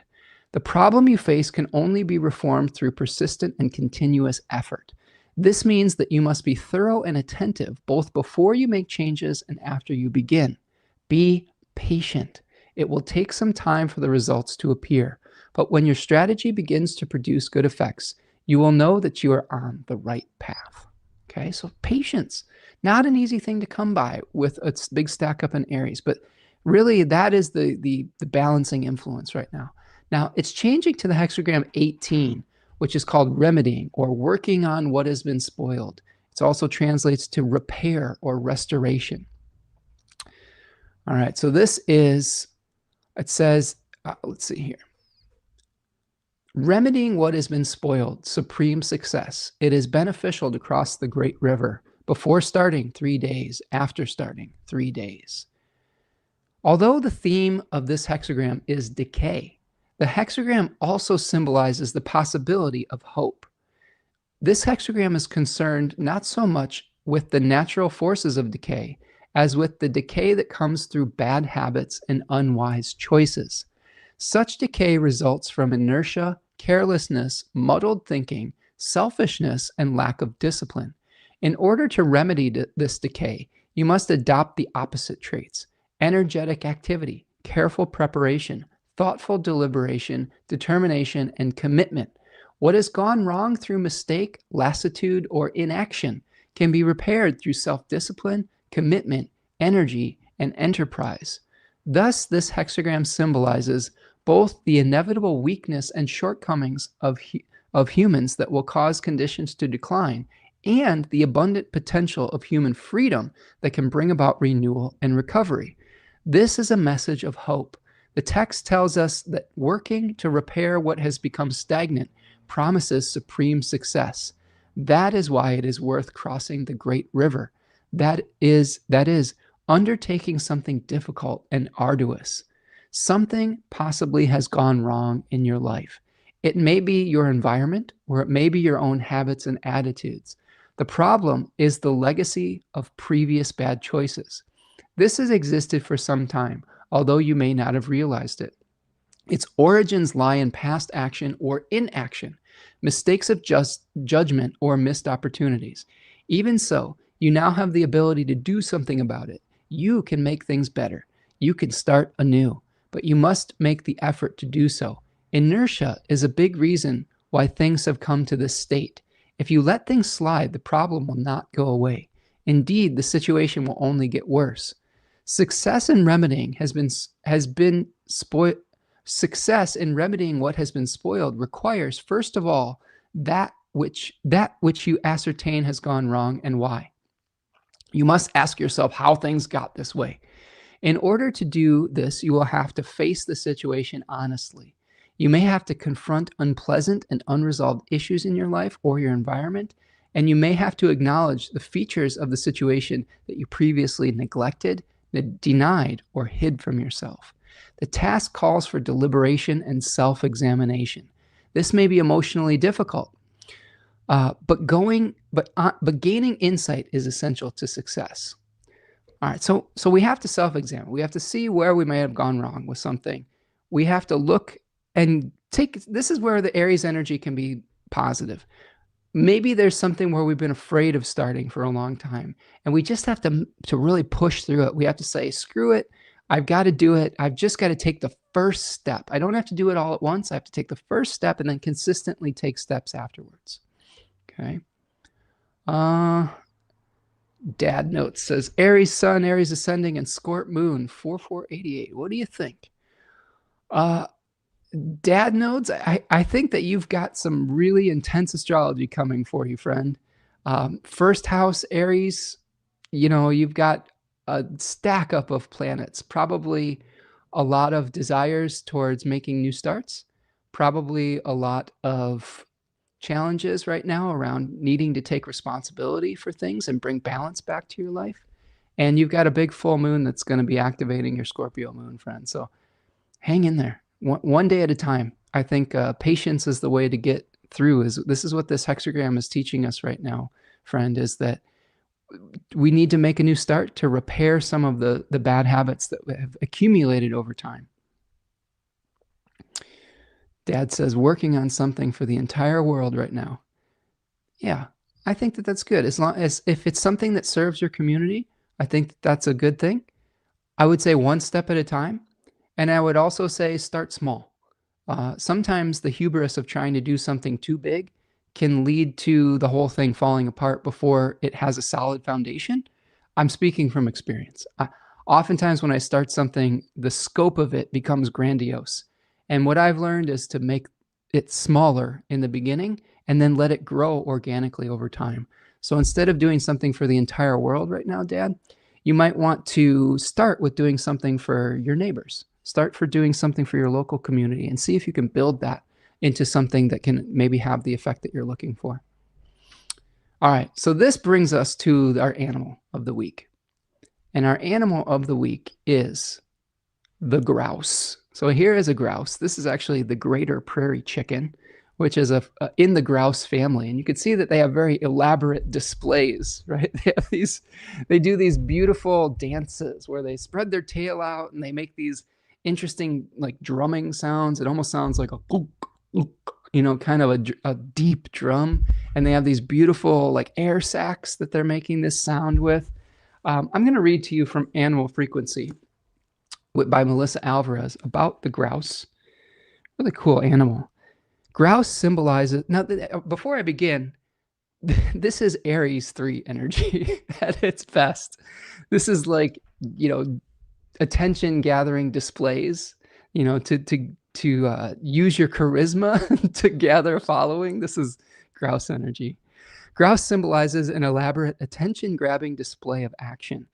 Whether this is dancing or making sure you're seen and heard at work or preening to garner the attention of the opposite sex, grouse will help you to get all the attention you seek. Sage grouse's mating display is very copious, with its spiked tail feathers, inflatable air sacs in its chest, a mane of white feathers, and a unique circular dance. When sage grouse inflates and then deflates its air sacs, a loud popping noise is made, which sounds like that. It's got this kind of, I've heard this noise. It's a crazy noise, like almost like something you've never heard before. Grouse has feathered nostrils and legs, and in the winter, its toes even grow feathers and small scales to help protect its feet from the cold and the snow. This animal has talents towards beauty. It is an excellent dancer, graceful. It is good at manifesting. It's about rhythm, sensitivity to vibrations. It's very showy. Challenges include maybe potentially complaining, crankiness, greed, often irritable, out of sorts, power hungry, repetitive, and ritualistic behavior, too over the top. When grouse appears, it means you need to take time to dance. Lose yourself in the music, letting your body move freely to its rhythm. This will allow you to connect to your true essence. Allow your mind to be free without worry and stress, and be at one with the sound around you. Grouse means everything has its place in your life, and when things get out of place, you might freak out just a little bit. Stay calm and put everything back where it goes. You're deeply attuned to patterns, rituals, and your own specific way of doing things. Just remember the world isn't going to end if things don't go according to plan one day. Grouse warns about being too rigid instead of going with the flow. When you're out of sorts, grouse can help you return to center, to preen, and to get back into the majestic flow of your dance. This animal assists you when you need to look your best for an event, increase your positive rhythm, or de-stress to loosen up through movement. Grouse helps you to manifest by showing you how to use movement, intention, and performance to attract what you want to come into your life. Try creating your own dance or hand movements to add power to your intention during manifestation exercises. This increases the flow of energy to you. This also allows you to reach greater heights and levels of consciousness and enables faster paced spiritual growth. Your understanding of the spiritual realms has enhanced tenfold. What was once unclear and out of reach is now readily available to you. Grouse teaches harmony and to enjoy the natural rhythm of life instead of trying to force your movements along your path. When you quit pushing and start dancing, you can lighten your energy and allow yourself to become one with the universal flow. Grouse is a great stress reliever. It can give you energy and enhance your ability to trust others. I love that. I mean, sometimes what Aries will do is it'll get angry when it has too much energy, when it gets backed up, right? And I think dancing and just getting that out, sometimes just shaking it out can be really helpful. You know, just putting on some music, letting that energy go somewhere and not having it necessarily have any specific purpose, right? Dad Note says, absolutely, little baby steps, but I can see where it could go. And yes, thank you. I appreciate you. Appreciate you being here, friend, and good luck with your endeavor. I hope you're successful in what you're trying to achieve. Lauren says, that bird might be my new spirit animal. There you go. It's beautiful, isn't it? Isn't it a beautiful animal? Why is it so pretty with the colors? I will say this, you know, the creation is amazing. I mean, there's so many beautiful creatures and animals and trees and people on this planet. It's all part of this beauty of creation. And it's worth protecting, and it's worth embracing, and it's worth enjoying. So yeah, when I connect with animal spirits and with nature, it just helps me appreciate the glory of all of this that we're experiencing here on this planet. And it's a good reminder when there's a lot of negative noise right now that a bird like a prairie chicken or a sage grouse exists. You know, it's beautiful, and it's not concerned with any of this right now. Lauren says, plus I always wanted to take you dancing, Spencer. I tried to send you a song once that would just make the moves happen. My plants know everything by Lava. Nice. Well, someday, friend, maybe our paths will cross and we'll just share a song and share a dance. That would be nice. All right, friends. That's what I've got for you today. Do me a huge favor. Please like and subscribe. Please like the video. Subscribe to the channel. Share it with your friends. Try to get if the algorithm isn't going to support us, we got to support us organically by sharing it with people that you know. Word of mouth is always very helpful. You follow me on social media at Spencer Michaud. Also, if you came late, I'm having a spring sale right now, 20% off all readings and recordings until May the 1st.